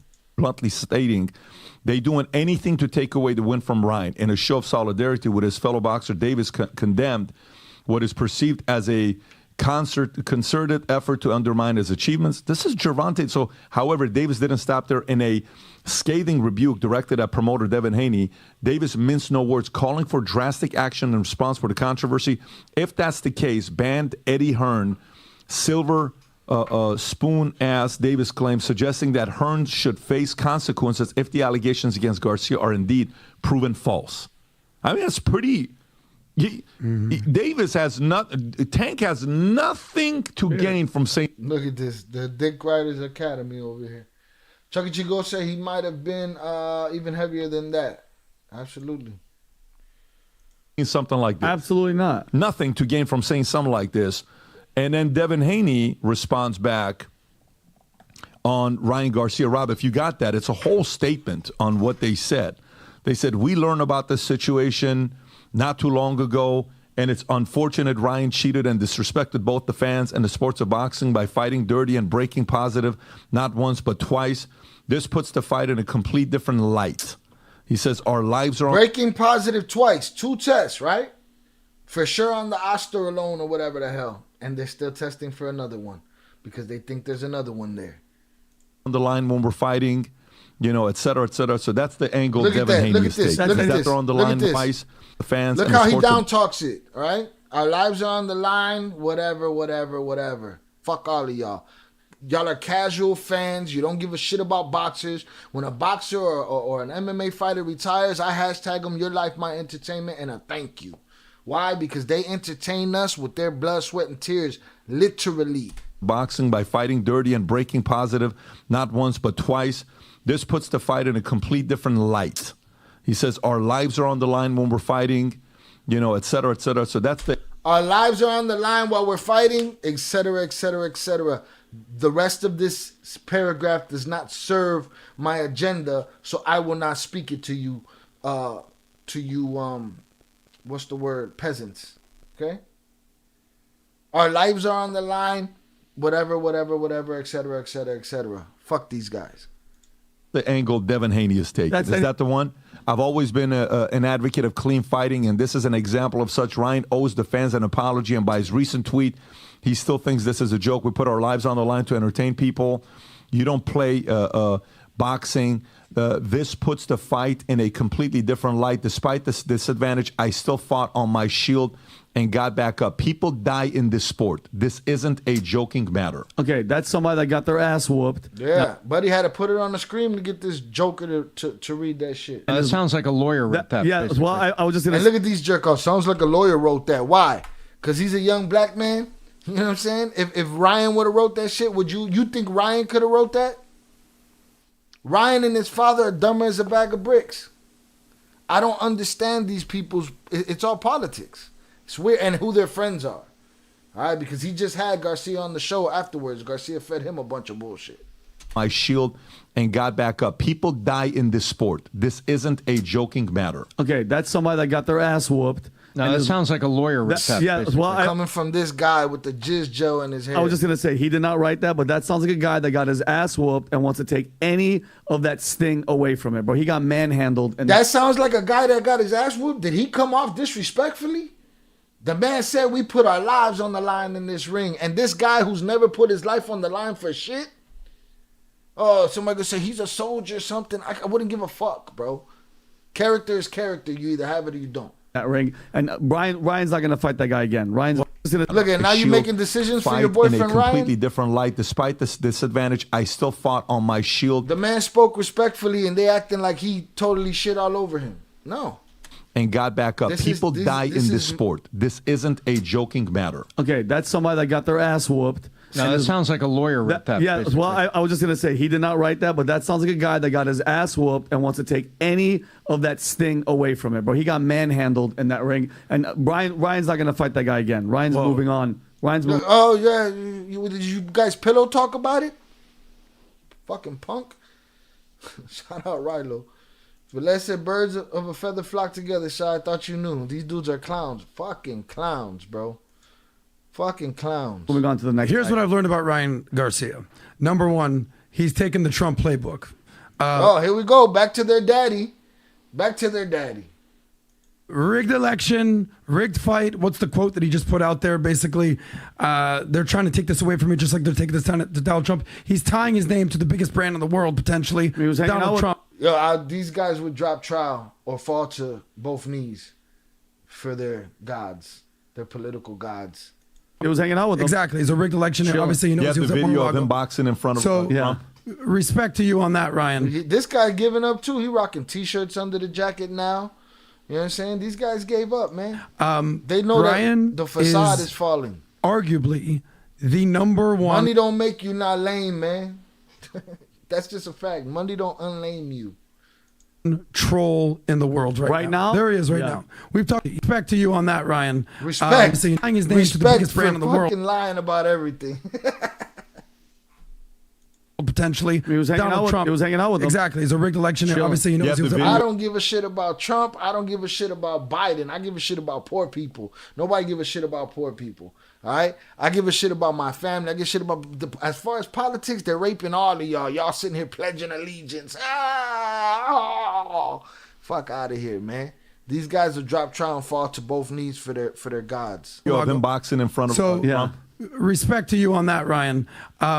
Ryan is arguably the #1 troll in the world right now. There he is now. We've talked about trolls. We've talked about Elon. We've talked about Jake Paul. Look at this. In front of Trump. Look at Barron on the left. About to knock Barron out real quick. Dude, look at this guy. He's fast, dude. But, there's a famous saying in media, and it came from the one and only... Bunch of fucking dorks. Right? Brandon said, well, I thought I liked Patrick. Yeah, man, I ruin heroes over here, man. But let's say I was about to say that, you know who they all fly with. Yeah, I could give a shit. They'll open their fly for. They'll open his fly for them. PBT is such a great guy. He gave his homie his vest right off his back. He gave him his vest, the way he talks, all of that shit, man. P.T. Barnum and Bailey. Say whatever you want about me. Just spell my name right. And what's Barnum and Bailey? The greatest show on earth. Ryan Garcia. His name. How much those shoes don't go with those jeans and that jacket, and fuck both of y'all. Was his name mentioned a year ago? Minimal. We knew who he was. We talk about Canelo more than we talk about Ryan Garcia. Ryan Garcia has taken a page from the playbook of Donald Trump, brilliant marketer, and P.T. Barnum and Bailey, the circus, the greatest show on earth. He says, say whatever you want about me, just spell my mother flipping name right. By the way, look how close his fist is to Donald Trump's chin. We're Secret Service probably like, yo. Shut your stupid ass up, man. I'm done with these jerk offs. All right? I've heard enough. Fucking dorks. You can't unlame. I don't give a fuck what you're doing on the internet, in real life, whatever. You can't unlame yourself, man. We see through that sideways ass shit. All right? Let's see what else we got here. All right, I think that's it. Let me sit in the Luke Thomas. Hey, bro, can I borrow your entire personality? Sure. Here's a tight vest for you. Pretty soon that dude's gonna be in t-shirts and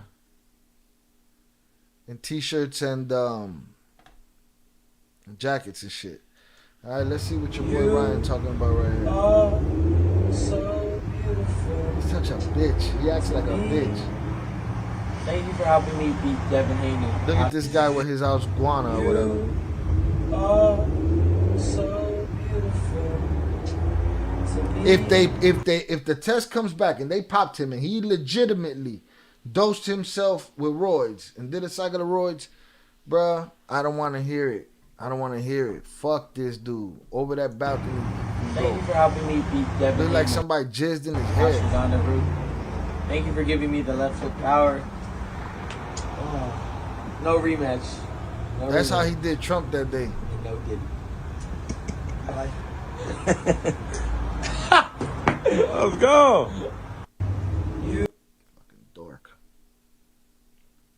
Whatever. I'm no old head. Y'all don't know what the fuck y'all talking about though in the comments. That's for sure. As far as it was only 3 pounds. Shut up, stupid. It was the same day. Why did it didn't say nothing? I want to see what Amir Khan had to say. I just seen it. Here we go.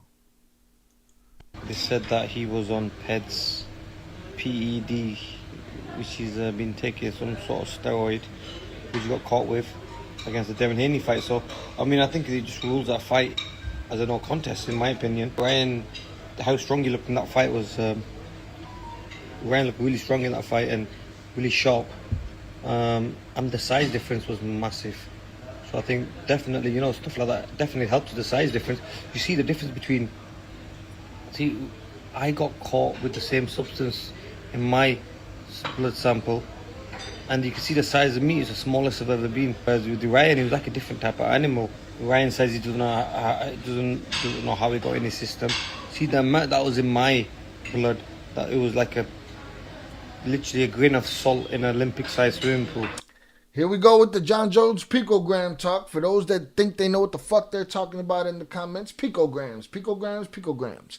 All right, grain of salt in an Olympic-sized swimming pool. This is a talking point that a lot of cheaters use to make it clear they're not cheating. Now, if you have this grain of salt, yes, there's an opportunity that it came from your asguana, right? If they check your supplement and comes up. If you have any more than that grain of salt, then you did what you did. All right. Also say you should be suspended if that's the case. But let's say suspended, ban his ass. That's wishful thinking, though. When was the last time a fighter got banned? A fighter that makes money got banned. I don't know. I don't see them doing that. I don't see them suspending them either. A year, maybe 6 months, something like that. Some shit that don't matter. But picograms, a grain of salt in an Olympic-sized swimming pool. We've heard that one many times. John Jones happens to have picograms that are stuck in his system that happen to come back whenever they feel like it. So we're told. This is what we're told. All right? But I've heard that picogram size swimming pool shit. Which is not going to benefit you in any way. But I don't know the amount that's in Ryan's blood. Yeah, but here's the thing. What if that's the end of it? What if that's it coming out of your system and you've been using it all the way up to the fight and you're cycling off and now it's coming off of you? You still have the same type of advantages that you would have otherwise. All right? Full of shit.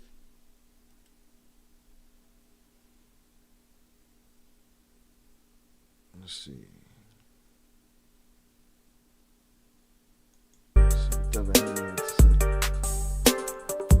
Alhamdulillah, Allah is the ultimate planner. I will always trust His plan.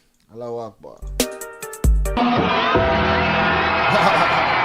God. Yeah, is it some redemption for him? You wouldn't think so, because you got people like Patrick Bet David celebrating the cheater. And those are guys that don't give a shit about the sport either. Those are just weekend warriors. It's professional boxing and he didn't show an ounce of professionalism. Period. Not even a little bit. Not even a little bit. Salutes Velez on that comment.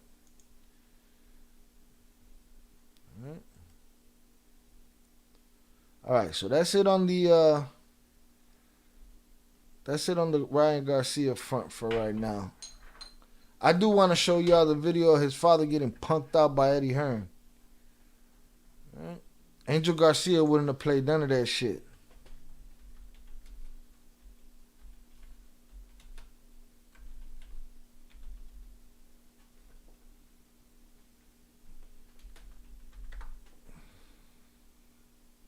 That was some sucker shit, boy.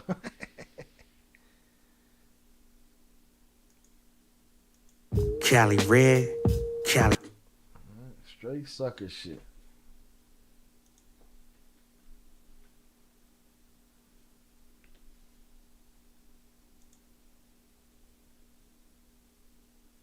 Eddie, hats off. Hats off. Thank you. Respect. Great performance. See, he was gonna say some slick shit, right there, but he changed his mind. Right? He looked at he was gonna say some slick shit, but he changed his mind. Also said, "Fuck it, banishment is fine with me. Never liked the prick anyway." It is what it is. Nah, Eddie. Hats off. Hats off. Nah, Eddie. What? I'm the shit, Eddie. I cheated numerous times in this one fight, Eddie. Nah, Eddie. Hats off. Hats off. Thank you. Respect. Hats off, bitch. He's trying to give you his props, but you're so nervous energy that you start that shit way down the hallway instead of letting the man give you your respect first. And then you claim the man is disrespectful. That doesn't make sense to me. Your character's off, bro. Nah, Eddie. Hats off. Hats off. Thank you. Respect. Great performance. Thank you. Now what? Unbelievable. I mean, listen, this sport never ceases to amaze me. First round, Devin got caught. I don't think he really recovered from that first round. Won like the next 4 rounds. By the way, I actually thought Devin won the last round. I actually had the fight a draw. But, I mean, I don't know, just Can't believe what I've seen, to be honest with you. Big respect to Ryan Garcia. He was Can't believe amazing. it I because thought, the boy roided through the roof. You know what I'm saying? That's why you can't see it. Can't believe what I've seen, to be honest with you. Big respect to Ryan Garcia. He was amazing. I thought, well done, well done. You see, another jerk off who starts down the nervous energy so crazy with him that he can't wait until he get up to the man and let the man give him his fair play. He got to start talking shit down the hall. You know what I mean? They're the same goofball. Big respect to Ryan Garcia. He was amazing. I thought, well done, well done.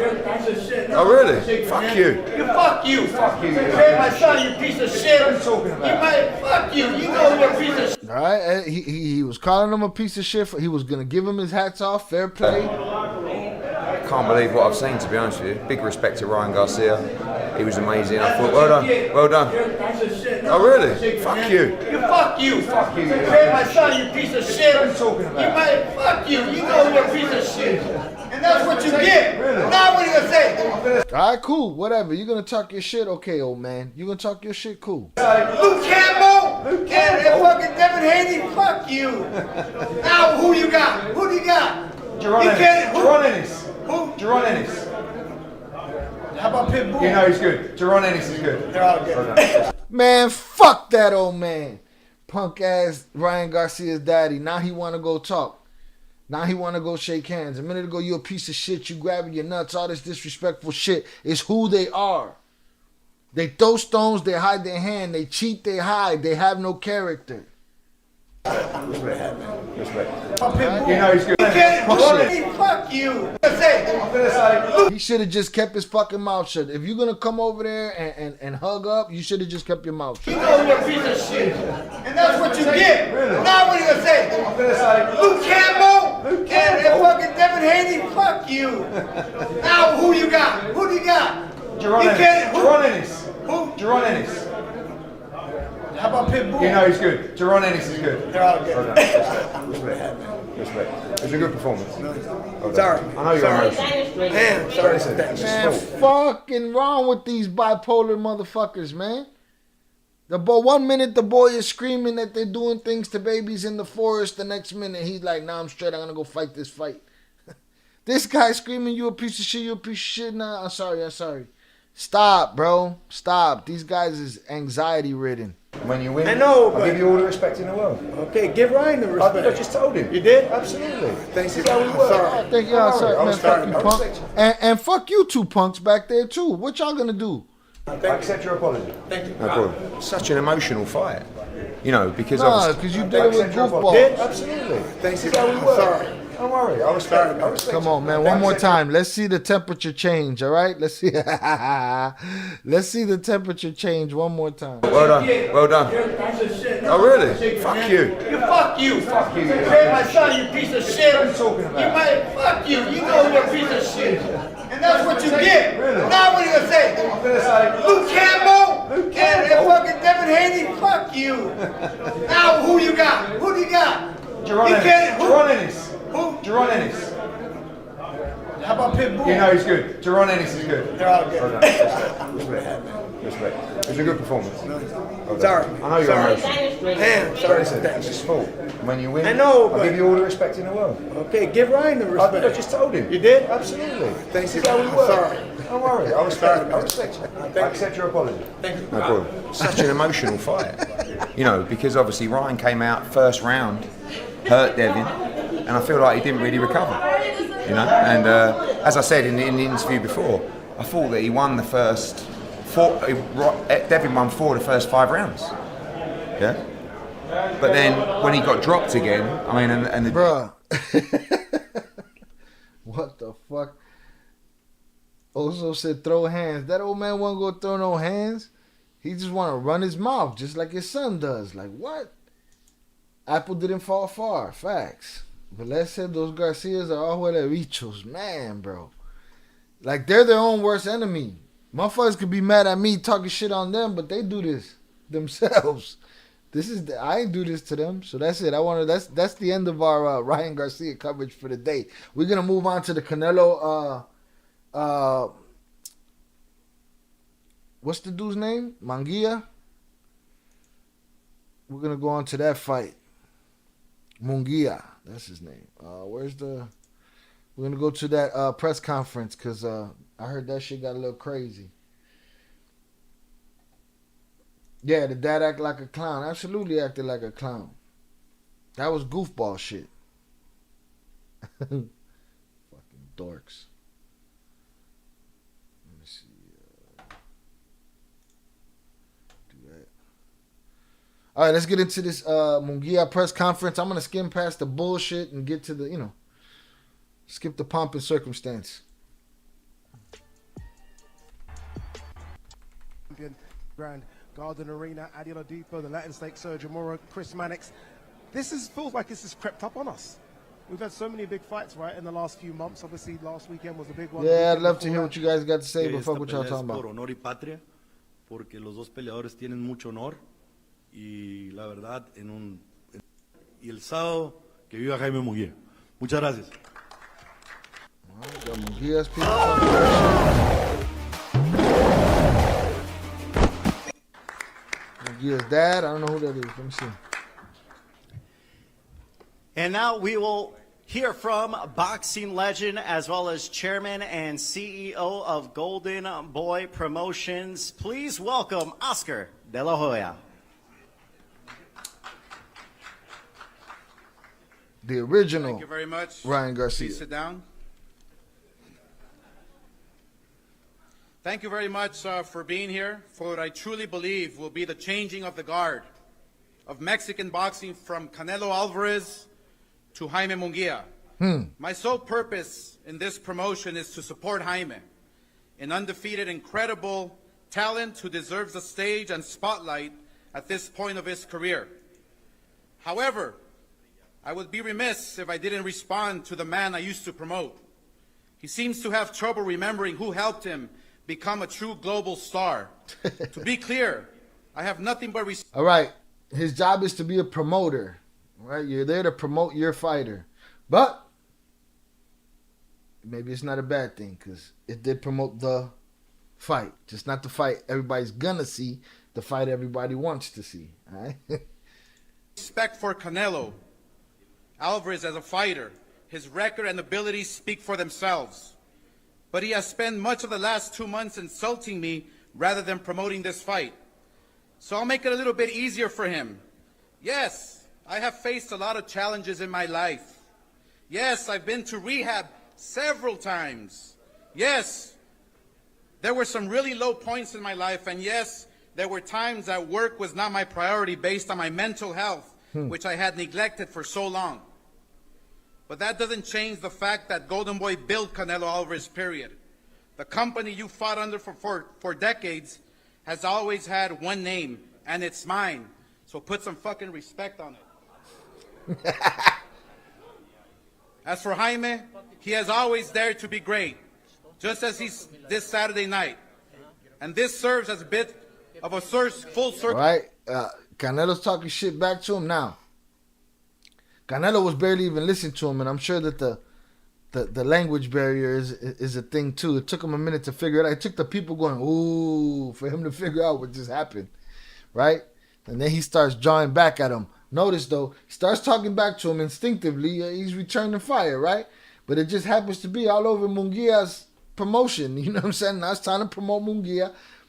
Oscar should have done that shit first. Oscar should have done his job for Munguia first and then said whatever he wanted to say on a personal level. You know what I mean?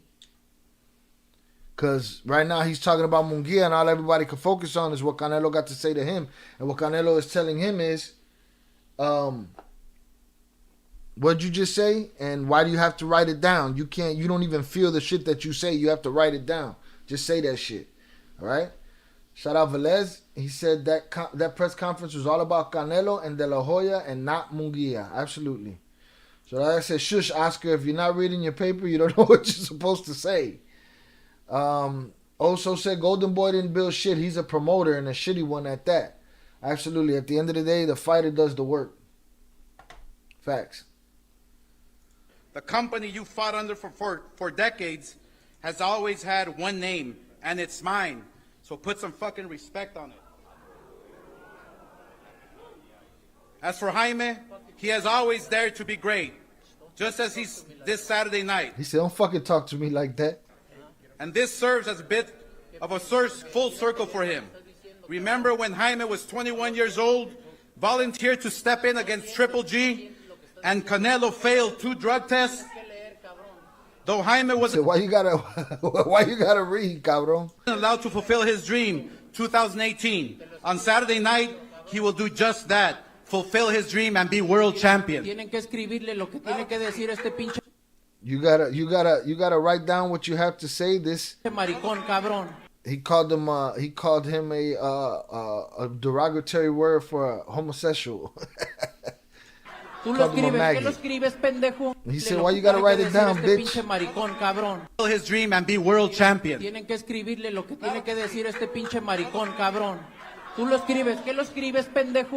who writes it? You don't write shit.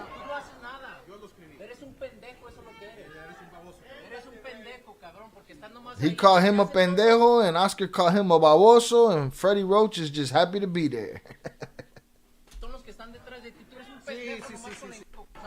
Tú lo escribes, ¿qué lo escribes, pendejo? Tú no escribes nada, cabrón, tú no haces nada. Tú no haces nada. Yo lo escribí. Eres un pendejo, eso es lo que eres. Eres un baboso. Eres un pendejo, cabrón, porque están nomás ahí. Los que hacen todos son los que están detrás de ti. Tú eres un pendejo, nomás con la imagen, idiota. Sí. Cabrón. Siéntate, güey. Told him to sit down. All right, let's have everyone take a beat a little bit, and we will move on with our show. So, first, now. Rilo said his dad and Eddie Hearn shit should have been in a comedy movie. It's definitely like some Will Ferrell shit going on right there. We want to turn our attention to a man that's recently joined Jaime Munguia. He has helped him in his last fight, and now he looks to help Jaime Munguia accomplish his lifelong dream to become an undisputed world champion, defeating Canelo Alvarez. Let's please welcome the man who has been involved in so many legendary fights. He has trained so many legendary fighters. Please welcome Freddie Roach. Freddie Roach, still doing it.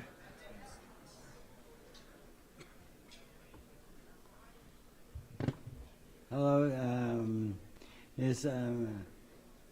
my fighter Jaime, he's doing really well. We had a great training camp for this fight. He's really at the top of the game right now, and we're ready for this fight. Canelo's a very tough opponent, and we know that. But we're ready for whatever he brings to the table, and he's going to be the best. Thank you. Freddie's just there to be a trainer. He learned his lesson on the promotion tip when the Garcias kicked him in the chest and shit. I don't know if y'all remember that shit. The other Garcias. Thank you, Freddie. And now we will head on over to the other side, who will be going and trying to match wits with Freddie Roach. It should be a battle between two incredible trainers. First, I want to acknowledge Jose Chepo Reynoso, who's a huge part of the Canelo team and playing a role into it. So he will say a few words. ¿Qué tal? Buenas tardes. ¿Qué tal? A todos ustedes, todos y todas ustedes.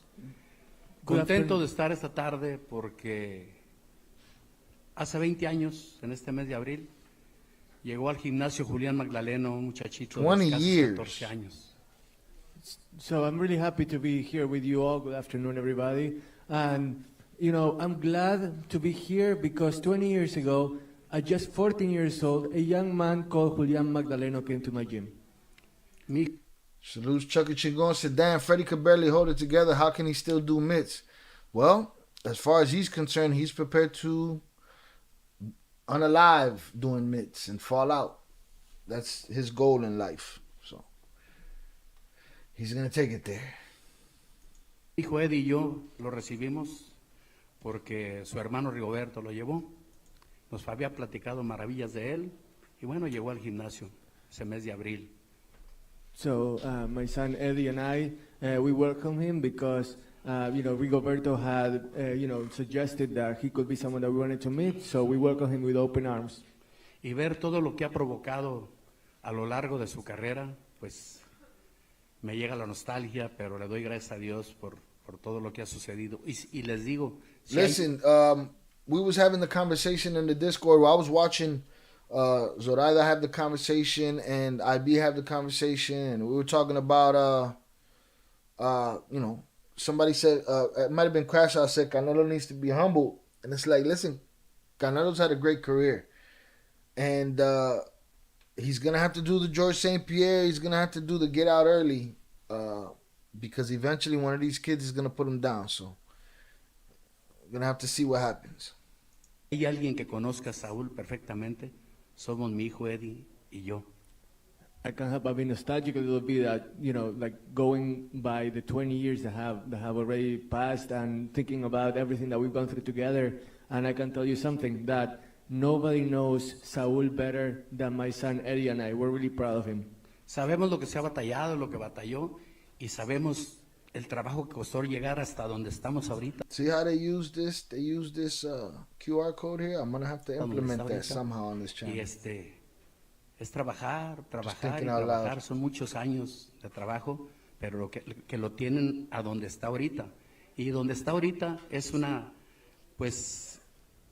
gran oportunidad de seguir demostrándole al mundo la clase de boxeador que es él, y aparte el rival que tiene, un gran rival, merece la oportunidad, y son dos guerreros mexicanos que se van a enfrentar. It's gonna go donde down. es la meca del boxeo mundial, como es aquí en Las Vegas.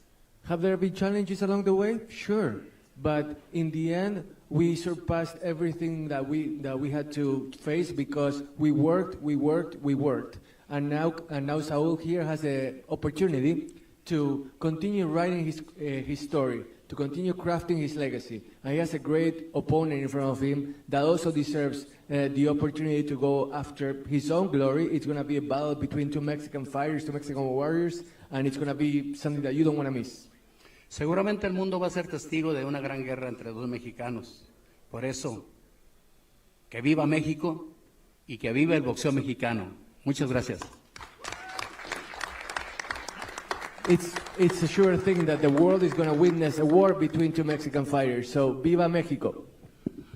And now let's bring up his son, who has helped guide Canelo to being the best fighter in boxing pound for pound, manager and trainer Eddie Reynoso.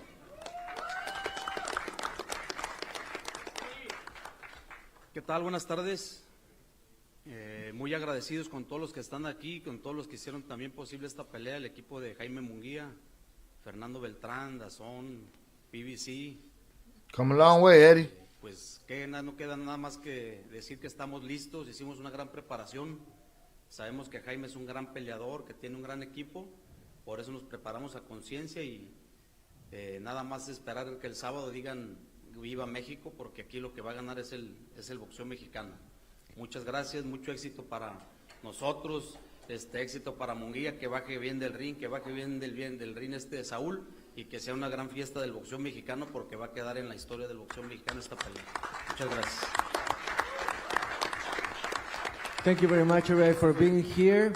And this is going to be a great fight between two outstanding Mexican fighters. I want to thank Team Munguia, I want to thank the Zone, PBC, and everybody that made this fight possible. And in the end, what's the most important thing is that you're going to see a war between two Mexican fighters that hopefully they both come out of the ring like healthy and well. And in the end, the real winner is going to be Mexico. And that we want, for the end of the fight, for everybody to be able to say, Viva Mexico. All right, and now it is time to hear from our main event fighters. First, with the record 43 victories, 34 by knockout, he's the former 154-pound world champion from Tijuana, Baja California, Mexico, Jaime Munguia.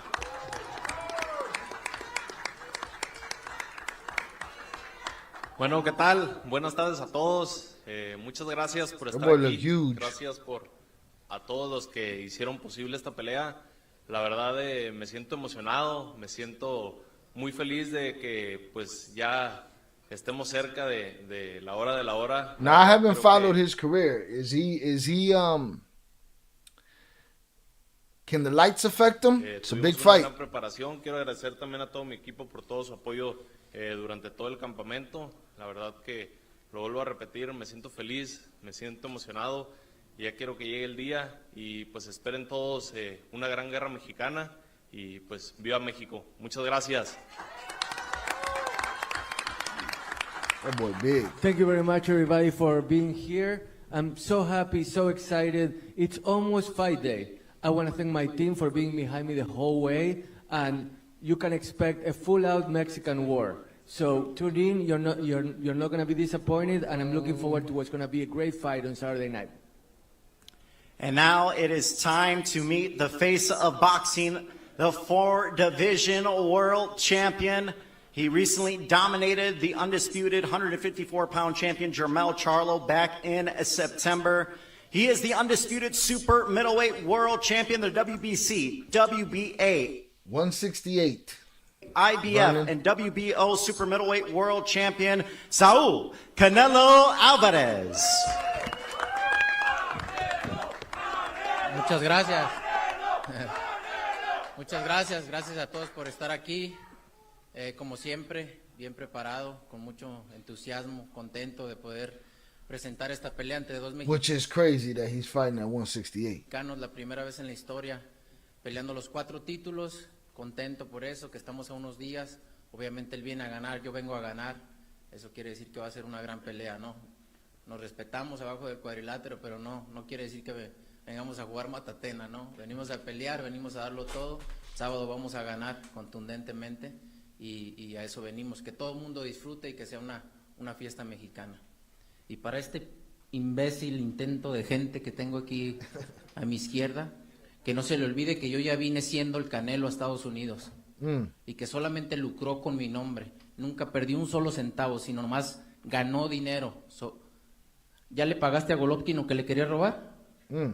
Sí, muy bien, porque sí, también, pero si no hubiera metido a mis abogados me lo robas. Es lo único que hace este hombre es ser una lacra del boxeo, robarle a los boxeadores. Para el que esté con él, meta por favor ahí a sus abogados, porque seguramente les está robando. Es lo único que viene a hacer al boxeo. You know who your daddy is. Y a lo único que viene es a robarle la atención a Jaime Munguía. No viene a promoverlo. Listen, man, I don't think Canelo heard that daddy shit, because I done heard him just be called a motherfucker and lose his mind. También le roba la atención a Jaime Munguía. No viene a promover. Now, we got to see how well the translation goes down, because if not, we might have to do our own. También le roba la atención a la gente que hace las cosas para la cocina. Ya no saben si hacerlas como consoladores o como cazuelas o algo, porque acá se las mete el muchacho. Gracias a todos. Nos vemos el sábado.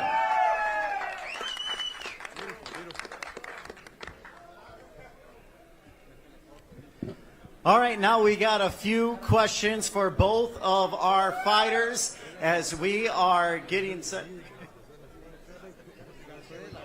First, we'll get a translation from Martin let the translator fly. All right. So, as far as the fight, it's going to be a great Mexican war, and like Munguia and I, we both come to win. But I can guarantee you that I'm going to win, I'm going to prevail, and it's going to be decisive.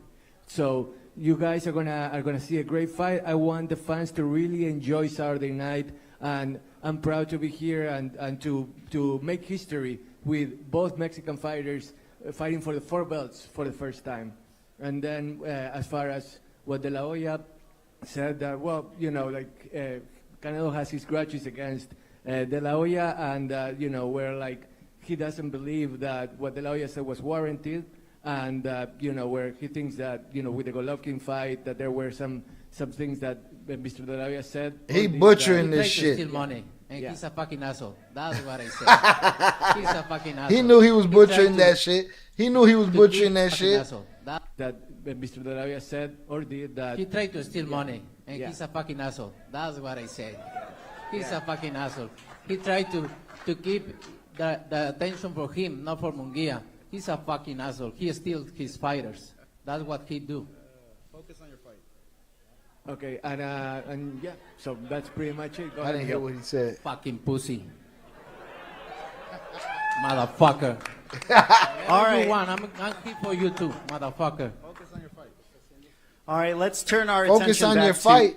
He was focused on this fight. Oscar, you started that shit. All right? You could have picked another interview the same way he picked the interview. You could have picked an interview to talk about that shit, but you chose the press conference. Building up to your fighter's fight. Your fighter's shot at taking down the face of boxing. Stop it. Clout. It's thundering outside. It's thundering. All right, hold on. We need that. We need our own translation right here, right? Salute to y'all. I'm going to throw my motherfucking boxing gloves up in the chat. Peleando los 4 títulos, contento por eso, que estamos a unos días, nos respetamos, venimos a darlo, todo el mundo disfrute y que gente que tengo aquí, fiesta mexicana. Y para este imbécil intento de gente que tengo aquí, and for this imbecile shit of a human being that I have over here, a mi izquierda, que no se le olvide que yo ya vine siendo el Canelo a Estados Unidos. that he better never forget that I already came to the United States as Canelo, aka you didn't make shit. Y que solamente lucró con mi nombre. And all you did was run with my name and benefit from my name and suck off my name. Nunca perdí un solo centavo, sino nomás You never lost $1. All you did was make money. ganó dinero. ¿Ya le pagaste a Golovkin lo que le quería robar? Did you finally pay Golovkin what you was trying to steal from him? Sí, muy bien. Yes, good job. Sí. And Delahoya said I was going to steal from you too. Sí, también. Pero si no hubiera And he said, yeah, but if it wasn't for my lawyers, metido a mis abogados, me lo robas. you would have took it. Es lo único que hace este hombre es ser una lacra del boxeo. The only thing he does is steal and siphon from boxing. A los I don't know boxeadores. what that word locral means.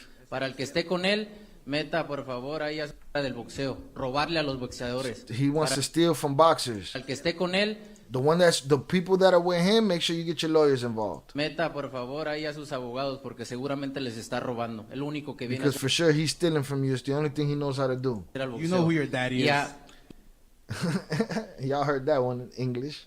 Y a lo único que viene es a robarle la atención a Jaime Munguía. And all he did was to come here and steal the attention for Jaime Munguia. No viene a promoverlo. También le roba He didn't come here to promote him. Same way la atención a la gente que hace las cosas para he takes the attention la cocina. Ya no saben si hacerlas como from the consoladores o kitchen. como cazuelas o algo. Porque acá se las mete el muchacho. Gracias a todos. Nos vemos el sábado. I didn't get that one. And then Buddy butchered it, and then he told him, he said, asshole. Extra. Motherfucker. Fucking asshole.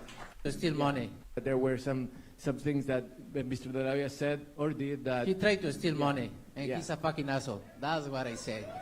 He's a fucking asshole. He tried to keep the attention for him, not for Munguia. He's a fucking asshole. He steals his fighters. That's what he do. Focus on your fight. Focus Okay, on your and, fight. You started this shit. So that's pretty much it. Go ahead, Miguel. Fucking pussy. Motherfucker. All Whatever right. you want, I'm here for you too, motherfucker. All right, let's turn our attention back to Canelo and Munguia as we are going to. And I know. Oh, you have been a part of so many major events. Cinco de Mayo, an all-Mexican showdown. Is there a little bit of extra getting ready for this fight because it is an all-Mexican showdown on such a big fight weekend for Cinco de Mayo? I'm feel better than ever, and I'm ready for this fight. And I know it's gonna be a great fight. I don't know how many rounds, but it's gonna be a really good fight for the Mexicans, for the Mexican history, and I'm proud about it. I'm proud about it. And do you believe, because a lot has been said of your experience versus youth, do you think experience is going to give you the advantage Saturday night? I don't really pay attention. Is younger or older? I'm different. I'm Canelo.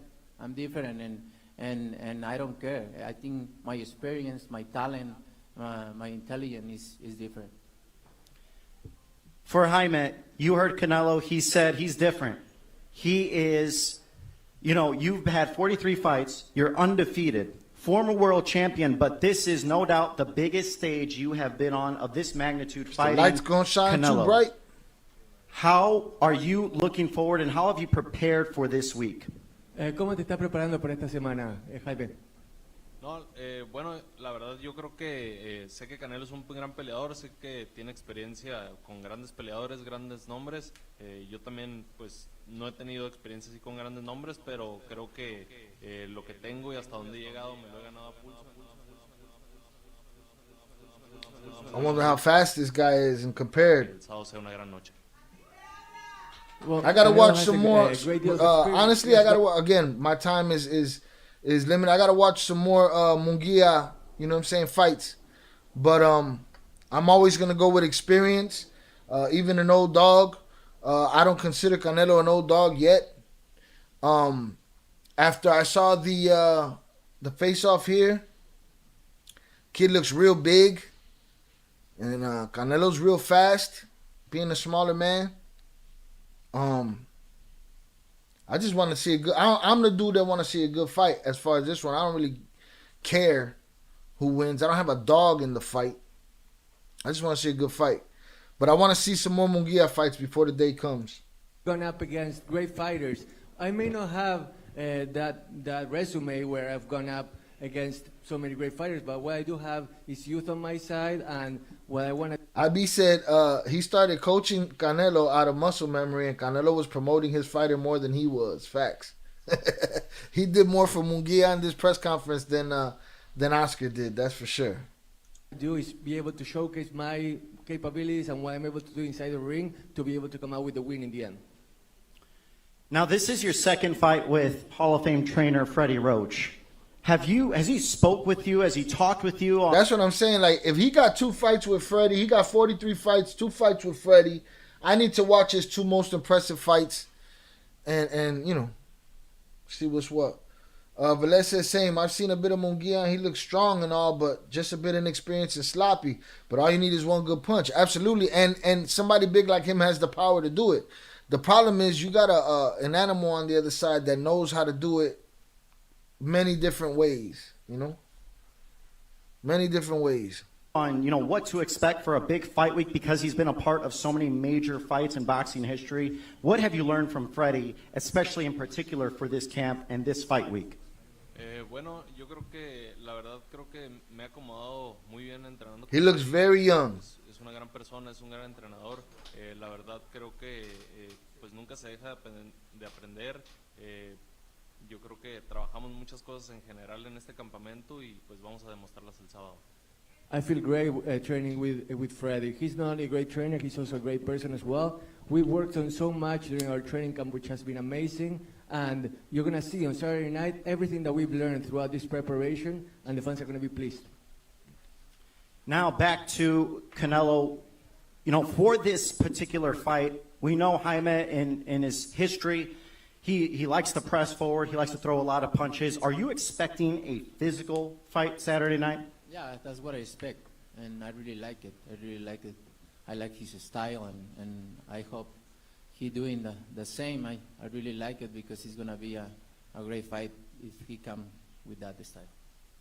Now, you spoke about how this is such a proud moment for Mexico. Do you feel like it's a little bit tough because Munguia has his countrymen and his fans that, you know, follow him, root for him, and then you obviously have a giant fan base in Mexico that follow you, and now you're kind of putting those two against each other? Or do you feel it's more of a celebration on Saturday night? No, boxing.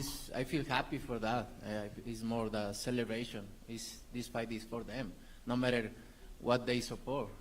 I think this fight is for them, and I feel proud about it. Now, Jaime, yesterday at the Grand Arrivals, Canelo said, you know, he feels great coming into this fight, and he believes he can finish you inside 8 rounds. What's your response? Bueno, pues, la verdad que... Vamos a ver, puto. Yo creo que va a ser una gran pelea. No creo que sea así como lo dijo. Pienso lo mismo, pero al contrario. Entonces, creo que eso me gusta. Me gusta que venga con esa mentalidad de ganarme, de noquearme, y yo también voy con la misma mentalidad. I like the fact that he thinks that way. I like the fact that he wants to knock me out, but I come with the same mentality. I think the same for him, but the other way around, that I'm going to knock him out. I think it's going to be a great fight, and you never know what can happen. It's the documentary everyone is talking about, and it isn't over yet. Shout out Vernon Hines said it's hard for me to go against Canelo. I feel you. Yeah, like Canelo's had a great career. I fucks with Canelo. This question's for Freddie Roach. You know, this is your second fight with Jaime. You know, how have you been able to get more comfortable with Jaime? What have you seen that's a little bit different during this camp compared to the first camp you had with him?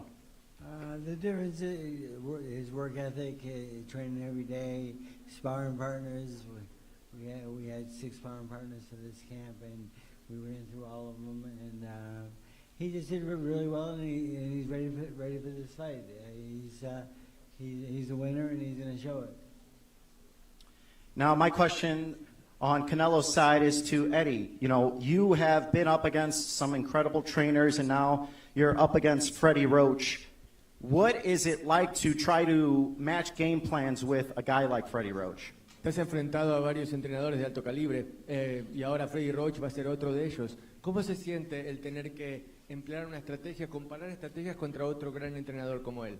De la misma manera que sentí cuando le ganamos el primer campeonato en mi carrera como entrenador, con el Chololo Larios. It feels the same way that when I won my first title as a trainer with Alarios against him. It feels exactly the same way. Contra Ray Vázquez. Against Ray Vázquez. And now, you know, back to, you know, Munguia, as we look forward to Saturday night. A lot of people have talked about the experience, but this has been a dream of yours, you know, since you started. You were on the same card as Canelo when he fought Triple G back in 2018. What is it like now to step into the ring against Canelo on Cinco de Mayo, no less? Bueno, sí, fue la última vez que peleé en Las Vegas. La verdad fue pues algo muy emocionante, fue un gran escenario, pero pues ahora el estar aquí, pues. How old is this kid? I want to see this tail of the tape. Como estelarizando esta función, la verdad que me siento contento, me siento feliz y muy motivado. 27. I feel very happy and very motivated to be heading this great card in this great stage here in Las Vegas. What happened back then was amazing, but this is another level, and I'm really glad to be here and really excited to show you guys what I can do. How do you prevent yourself, because you have been very respectful towards Canelo in the build-up to this fight. You acknowledge 27. how he is an incredible fighter, he's a legend, going to be a future Hall of Famer. But we've seen guys in the past get in a little bit trouble, almost giving them too much respect once they're in the ring. I was thinking How do that. you Is he going to prevent give him that respect? They say he's a fighter that goes forward. Is he going to give him that respect? Fighting the legend. From happening on Saturday night where you give him too much respect. En el pasado, los oponentes de Canelo quizás le tuvieron un poquito demasiado respeto a él dentro del ring. ¿Cómo vas a hacer para, entre comillas, faltar el respeto dentro del cuadrilátero y poder superar esa barrera de la admiración? Bueno, yo creo que pues arriba del ring ya es otra cosa, ya pues se pierde el respeto. Obviamente pues estamos en un deporte donde los dos queremos ganar y salir con el brazo en alto, pero yo la verdad pues como siempre lo he dicho, lo respeto abajo del ring, pero arriba del ring pues se termina el respeto. I've always said and I'll say it again. Outside the ring, he has all my respect. Inside the ring, the respect goes out the window, and that's what's going to happen on Saturday night, because once I step in there, it's a war. I hope so. All right, I believe we have now some fan questions for both Munguia and Canelo. So shout out Vernon Hines. He said Freddie ain't just gonna train anyone. He must see something in him. Yeah. Yeah, and again, there's always gonna be young up and comers, right? It's about at the moment that they reach that legend that they have to kill in order to continue. Are they sharp enough, and is the legend still sharp enough to end them? So. It's a sweet spot they got to catch, you know?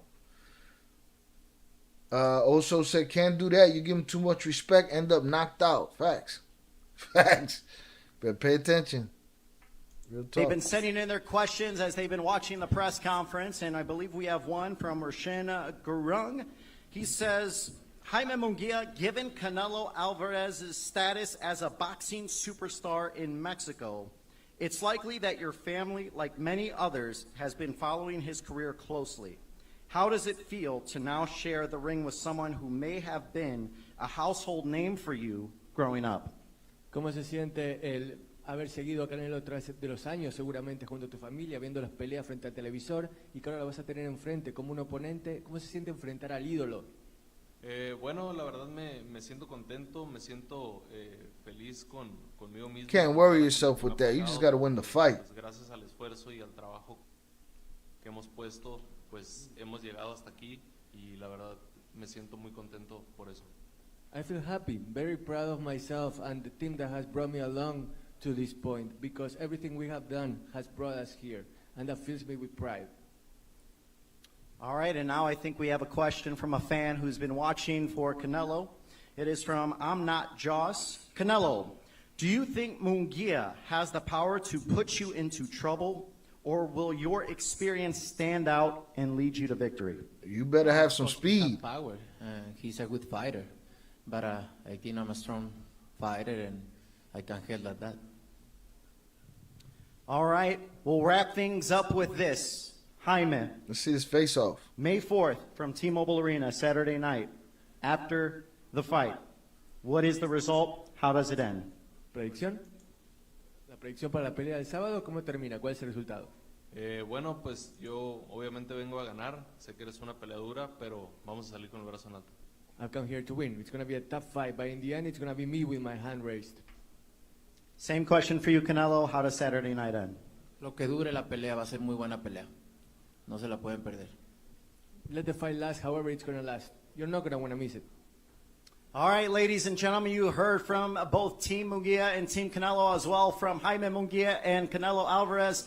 It should be shaping up to be a tremendous main event for Cinco de Mayo fight weekend. Let's get Once it. again, this is presented by Canelo Promotion. Because I'm going to steal the limelight and Pero vamos a salir con commentary at just formalities, right? And let's be honest, sometimes a bit boring as well. It's almost as though Oscar woke up and said, okay, this one isn't going to be boring. Just so y'all know, it's thunderstorming in Chicago right now, so the stream might be taking a little bit of a hit. We are almost done. Don't forget, this Saturday on the other channel, Sha'il Reacts, we'll be talking to the Flores twins, all right? Live, 6 p.m. Central Standard Time in Chicago, all right? Let's check out this face-off. That boy looks Today, huge. Because I'm going to steal the limelight and steal the show. Oscar Delahoya. Head and shoulders around the neck. Woke up and Werner Heim said, damn, they're fighting at 168. That's a big weight for Canelo. He looks big. Dude looks big. chose violence this morning. That was as direct a comment. Woke up and okay, this one isn't going to be boring today because I'm going to steal the limelight and steal the show. Oscar Delahoya woke up and chose violence this morning. That was as direct a commentary at Canelo Alvarez as we've seen in quite some time. Look, these two have been sniping back and forth through the media for years now, but this was the most direct confrontation we have seen between two of the biggest names still in the world of boxing. It was personal. That was personal. That's a personal beef. That's what we call it, you know, back in the day. But yeah, that's exactly, you know, there's resentment, there's real anger there, and obviously it's brewing. Yeah, and it was pre-planned as well. I mean, as Manik said, that he woke up and chose this because he wrote it down. He was reading off a script. This is someone that came here and wanted to get a lot off his chest, Chris. Yeah, and look, there's a method, I think, to the madness for Oscar De La Hoya. Like, Canelo is the superior fighter in this matchup. He is still a pound-for-pound guy, and Munguia is the young fighter looking to get into a good scrap with Canelo. I think for Oscar, you're trying to force Canelo a little bit out of his game plan. You want to make this fight a little bit more emotional for Canelo, because maybe that's going to lead to some mistakes in the ring. We don't normally see, sorry Sergio, we don't normally see Canelo react like that. Maybe the Caleb Plant fight, obviously, and the famous little 1-2 he threw to Caleb Plant. But we've never seen him swear and shout and be aggressive like that. And we got out of character, and I think if that's what Oscar De La Hoya wanted to do, he got it. I mean, Canelo really was angry and really went at him, got up from his chair. Normally, Canelo's like real cool and tempered, and he does all his talking and fighting in the ring. Not tonight. That's a different Canelo right there. It seems like Oscar De La Hoya took a page out of Ryan Garcia's I'm going to try to keep the stream going, see if it comes back on its own. I'm going to try to keep the stream going, see if it comes back on its own. There's shit in the bed right now. But I'm trying to get it back, y'all. Trying to get it back. Trying to get it back. That was crazy press conference. That was real. There's real anger, passion, and resentment up in the dais. And unfortunately, there's real hate there as well. And it's a shame because, as Oscar pointed out, these two have worked with each other for a few years. They've been successful with each other as well, putting some big fights. And it is a shame, but boxing's full of that kind of story, isn't it? Where you see promoters and managers fall out with fighters. Look, and peel back the layers a little bit. Back in, it was around 2012, 2013, I'm not sure the exact date, Canelo Alvarez kind of saved Golden Boy Promotions. At that point, a lot of fighters were leaving Golden Boy to go work exclusively with Al Heyman. That was back when there was a conflict between Golden Boy, specifically Oscar, and Al. They had a separation. A lot of fighters went with Al. Canelo stayed. If Canelo doesn't go, I don't know where Golden Boy is right now. He became the tentpole, and he carried that company for a number of years. And really, was it 4 or 5? All right, looks like the stream is dying a slow death due to the rain, y'all. I'm going to have to complain. A little rain shouldn't be stopping things around here. Trying to wait and see if if we get it back.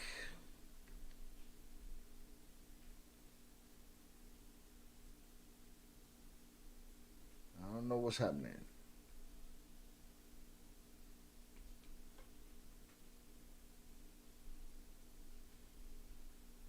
Absolutely. Vernon said he fought Floyd at 148, 150. As you can see, he's been moving up and taking belts, though. Absolutely. He's had a career. He has had a career. All right, y'all. This rain is not helping my current situation. So I will be cutting down the stream.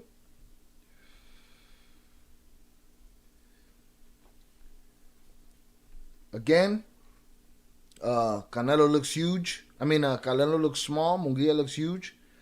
We'll see if speed, technique, and experience can battle against Buddy's power. We'll see how that works and how that happens. All right. Until then, again, for those that are still here, and for those that are watching this recording, do not miss the Flores Twins live on my other channel, Shy Ill Reacts. All right. And we'll be back ASAP to cover the fight. We'll see if there's any countdown shows or whatever, and we'll cover that and see what happens. Again, I appreciate you guys for being here. Let me see. Let me go to the chat real quick. For those that can still see or hear me, looks like we're back in the green. It looks like we should be good again. Let's see what happens. Right, take this back to the face-offs, kind of where everything shit the bed. Sometimes, Chris, these press conferences can be just formalities, right? And let's be honest, sometimes a bit boring as well. It's almost as though Oscar woke up and said, okay, this one isn't going to be boring today because I'm going to steal the limelight. All right, that's a definite height difference. Weight difference. The show. Oscar Delahoya woke up and chose violence this morning. That was all right, we're back, y'all. We're back. A commentary. It was the rain. I'm gonna complain. No reason a little rain should knock down my stream. In quite some time. Look, these two have been sniping back and forth through the media for years now, but this was the most direct confrontation we have seen between two of the biggest names still in the world of boxing. It was personal. That was personal. That's a personal beef. That's what we call it, you know, back in the day. But yeah, that's exactly, you know, there's resentment, there's real anger there. And look at all these belts. They make up a belt. And it was pre-planned as well. I mean, as Manik said, that he woke up and chose this because he wrote it down. He was reading off a script. This is someone that came here and wanted to get a lot off his chest, Chris. Yeah, and look, there's a method, I think, to the madness for Oscar Delahoya. Like, Canelo is the superior fighter in this matchup. He is still a pound-for-pound guy, and Munguia is the young fighter looking to get... Munguia got no belts. He need a belt. ...get into a good scrap with Canelo. Trying to take that Oscar, you're trying to force Canelo a little bit out of his game plan. You want to make this fight a little bit more emotional for Canelo, because maybe that's going to lead to some mistakes in the ring.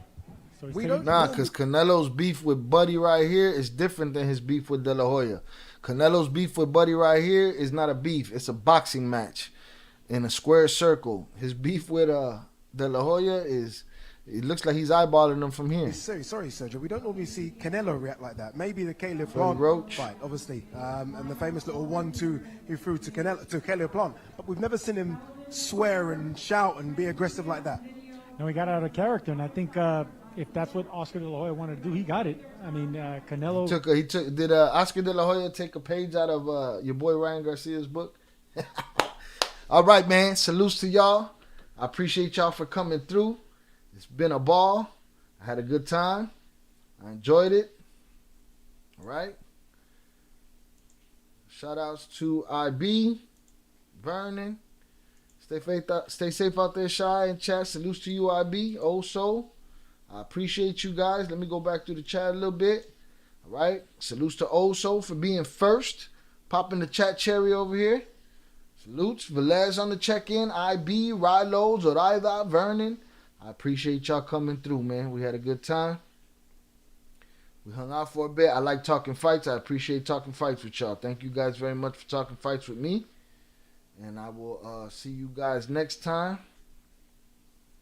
And we'll be keeping our eyes on everything. Again, don't forget the Flores Twins on the 4th, Saturday, 6 p.m. Central Standard Time on the Shy Ill Reacts page. All right? Tell a friend to tell a friend about both sites. Salutes Chucky Chingon. He checked in too. Appreciation to him. Let's see what I missed.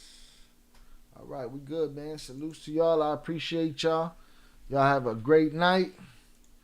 We're going to go out the way we came in. And,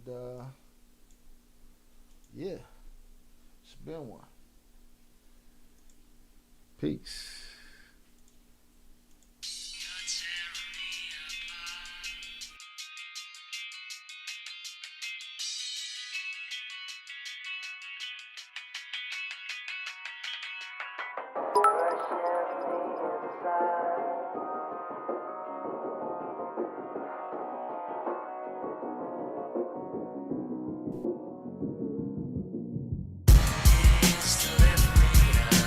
Salutes to T-Well on the subscription. Salutes to you, T-Well, on the subscription. Thank you very much.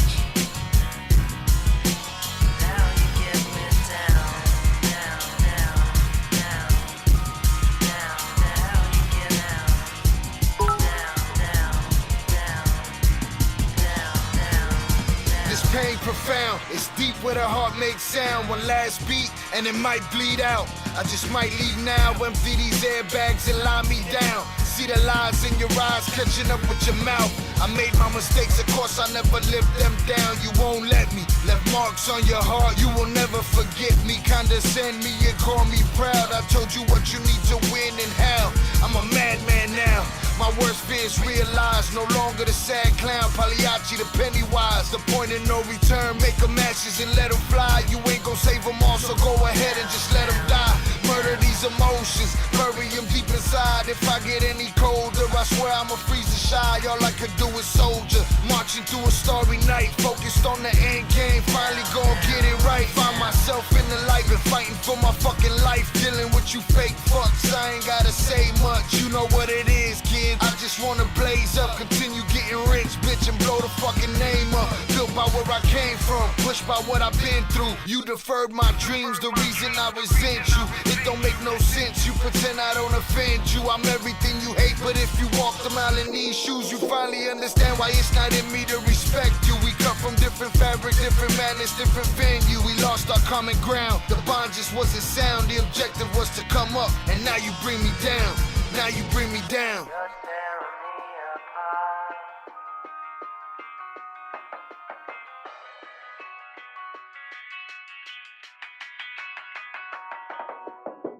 Crushing me inside.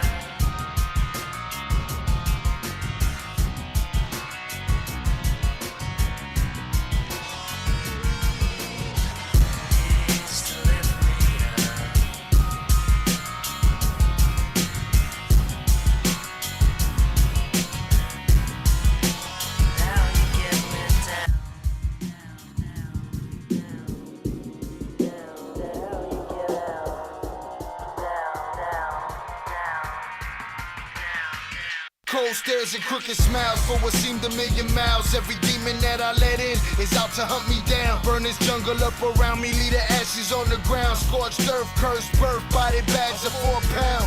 This is what we left with, why else would we be desperate? Gunning for each other's heads, wishing everybody dead. Fight the reaper often, but he will never soften. Relentless with his methods, he will put you in a coffin. My mind isn't earned, cause I've already burned. Drowned in the dark matter, mirror shattered, I've learned. You won't take what I've earned, never break what I create. Cause I have made the sacrifices you're afraid to make. My fear is lost potential, being anything but great. Succumbing to the suckers, to the leeches and the hate. Politicians with their speeches in these streets cannot debate. Punch your ballots with these bullets and you'll run and seal your fate. Democracy's a mockery, only the strongest stay. The weak will fade away, and us will see another day. No matter what another motherfucker has to say, I will never let you hold me in one place. Your problems are your own, it's personal, emotions overblown.